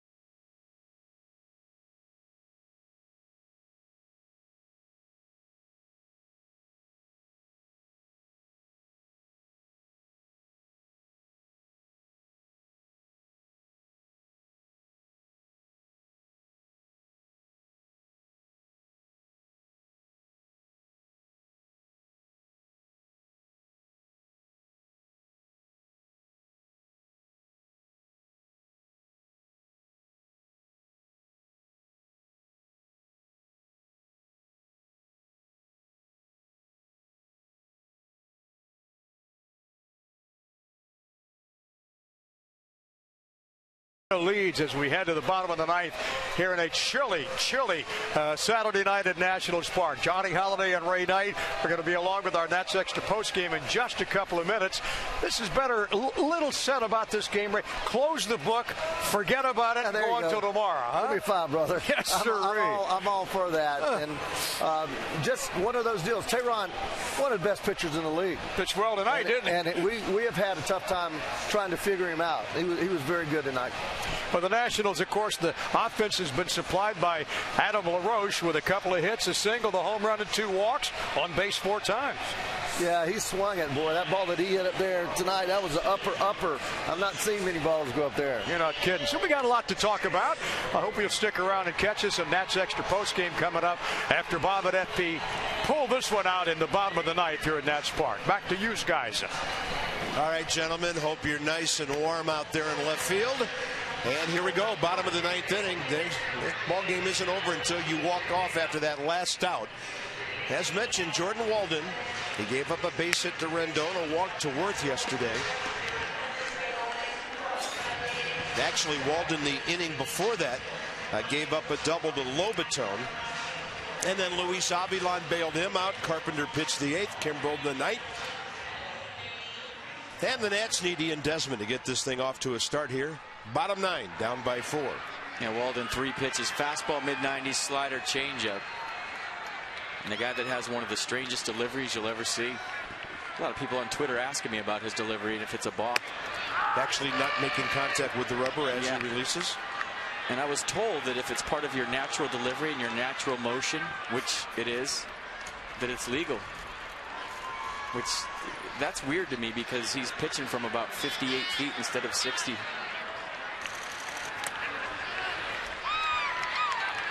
And it was the Braves guys that told me, so you can't trust them. Property of the Angels for a while. Remember, the Braves traded Tommy Hanson out to Anaheim November of 2012. And then Walden came over to Atlanta, 50 games, 47 innings, 54 strikeouts last year. You put him together with David Carpenter on the right side of that bullpen and Kimbrel. Wow. And if they ever get Johnny Venters back, that's a hard slider. And Ian Desmond is gone here in the ninth. Yeah, that's the slider I'm talking about at 83 miles an hour. That's what it averages right there, just getting on top out in front. Desmond couldn't hold up. And that's what he looks like coming at you right there with that jump and throw at the same time. 6'5", 250. This native of Fort Worth, Texas. And he faces Anthony Rendon, who's 0 for 3.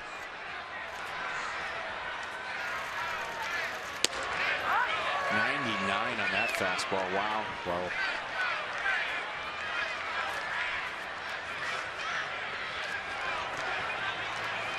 Anthony Rendon hasn't had a hitless game yet.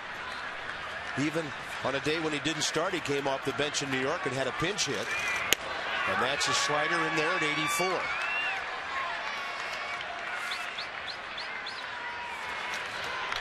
Johnny and Ray at 1 o'clock. FP&I from the booth at 1:30. Taylor Jordan, and Alex Wood. And Rendon still doesn't have a hitless game. Nice approach going the other way. Nats need several more of that. I mean, he drilled the ball to center his first time up, low line drive. Flew out to left, struck out, and this time he gets a serious piece of cheese, some heat, and drills it into right field. I mean, look how quick that bat is. Short swing, great finish with the backside. I mean, there's certain guys that you could just watch hit all day. He's one of them. A pretty right-handed swing, and you don't see that very often. Usually it's from the left side. And a ball out to left from Lobaton. Justin Upton there. Nats are down to their last out. Starting to look like a salvage operation tomorrow. And in the number 9 spot, Nate McLouth will get an AB here.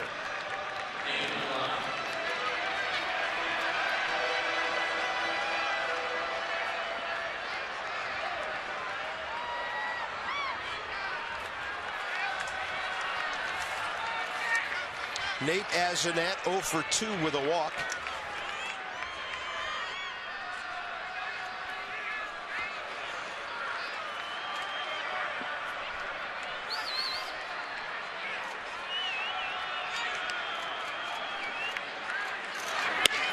And a fastball just misses away.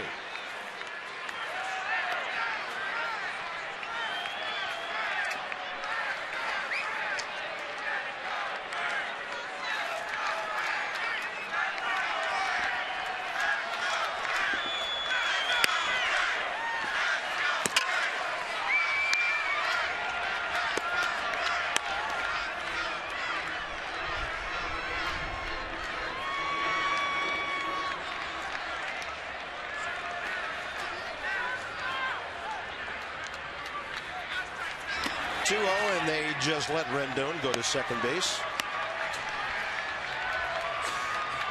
And the count to Nate McLouth was Span on deck, 3-0 here in the ninth.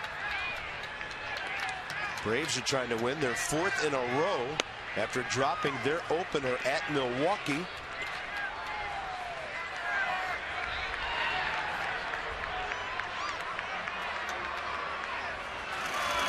And Walden aims one and misses away. 2 on, 2 out. One more base runner needed with Bryce Harper going to the on-deck circle. Well, this is where Denard Span's got to go leadoff hitter mode. And if I'm not mistaken, Craig Kimbrell just jumped up in the Braves bullpen. So, you know, in Denard Span's mind right now, he's the leadoff hitter down by 1. He's got to do anything he can to get on base to load him up for Harper, and that's all you can ask if you're Matt Williams. And Roger McDowell will come out, their pitching coach, and buy time for Kimbrell, who's thrown about 4 or 5 out there. Just say, for instance, I'm going to throw a scenario out there. Just say that Nate McLouth reached in a controversial play or something that wasn't real controversial. Close play at first, but he's clearly safe. This is a point in the game where if you're Freddie Gonzalez, you could use your challenge to get your closer ready to come in. Yeah. Say he's clearly safe. And you say, well, I want to challenge it. It's not even close. Infield sinker from McLouth. This is a good example of a time when you could use your challenge that you still have in your pocket to get your closer ready to come into a game. And it's going to happen. It's only a matter of time. Yeah. And as far as we know, FP, the umpire can't say to him, I know what you're doing. The play isn't even close. We're not going to look at it. If he challenges, they have to look at it. And it might take 30 or 45 seconds or a minute, but you've just bought some time. Good call. I'm sure it'll happen. I'm sure nobody thought one of the first calls of the year would be a ball lodged under padding. Wasn't lodged. Double either way, but it wasn't lodged. Yeah, I was just resting. Denard Span 0 for 3 with a walk.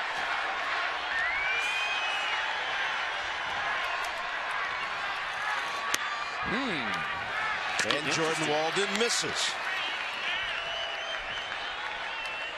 Span's got to take a strike right here.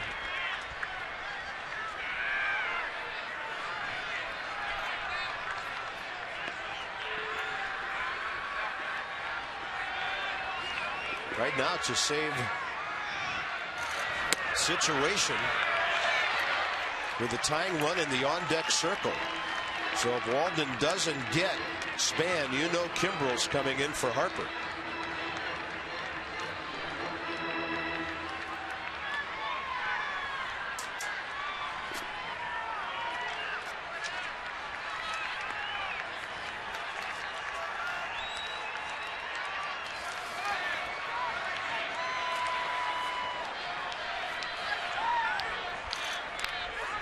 And on the pitch fading away.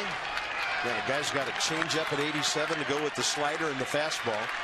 Throwing 3 pitches out of the bullpen. And the count's 1-2. Well, that's why Span checked his swing right there. He thought that was a fastball. And the changeup moves much more than the fastball. He tried to hold up. 6-2 Braves. It's been that way since the top of the 5th inning.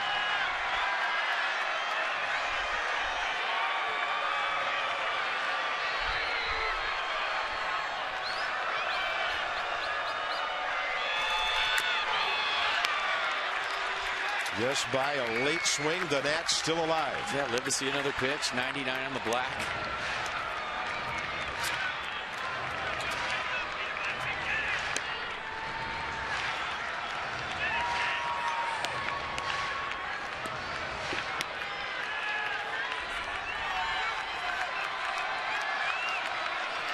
Long night of baseball, over 3.5 hours, brings us to this point.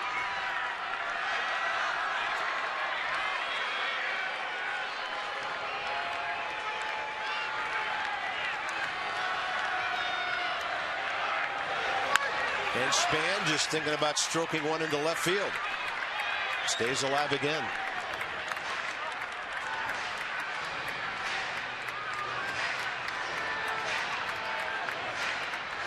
And everything awaited in Denard Span. Fastballs and changeups on the outside.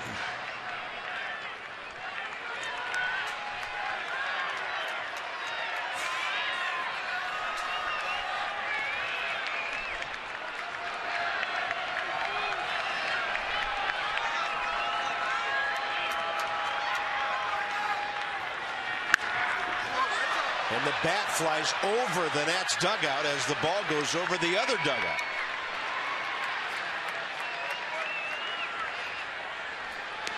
Looks like Denard will just go to his own dugout and get a new stick, and the fan will be able to keep it.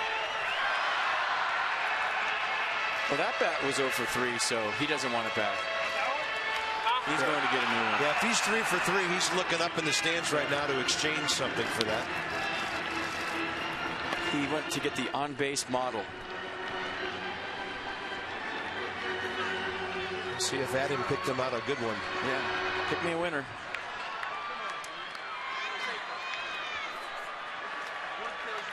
Two on, 2 out. Bottom of the 9th. And Span battling and battling here in a 1-2 count.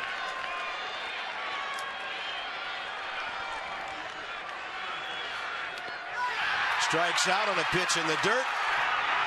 And the Braves continue their mastery over the Nationals. 6-2 tonight. They'll try to sweep tomorrow. So, on home opening day yesterday, 2-1 Atlanta, 6-2 tonight, and the Nats will try to salvage one tomorrow behind Taylor Jordan. For FP and Dan, Bob, join us tomorrow. We'll be on the air from the booth at 1:30. This has been a presentation of Masson and from Nationals Park. So long for just a while.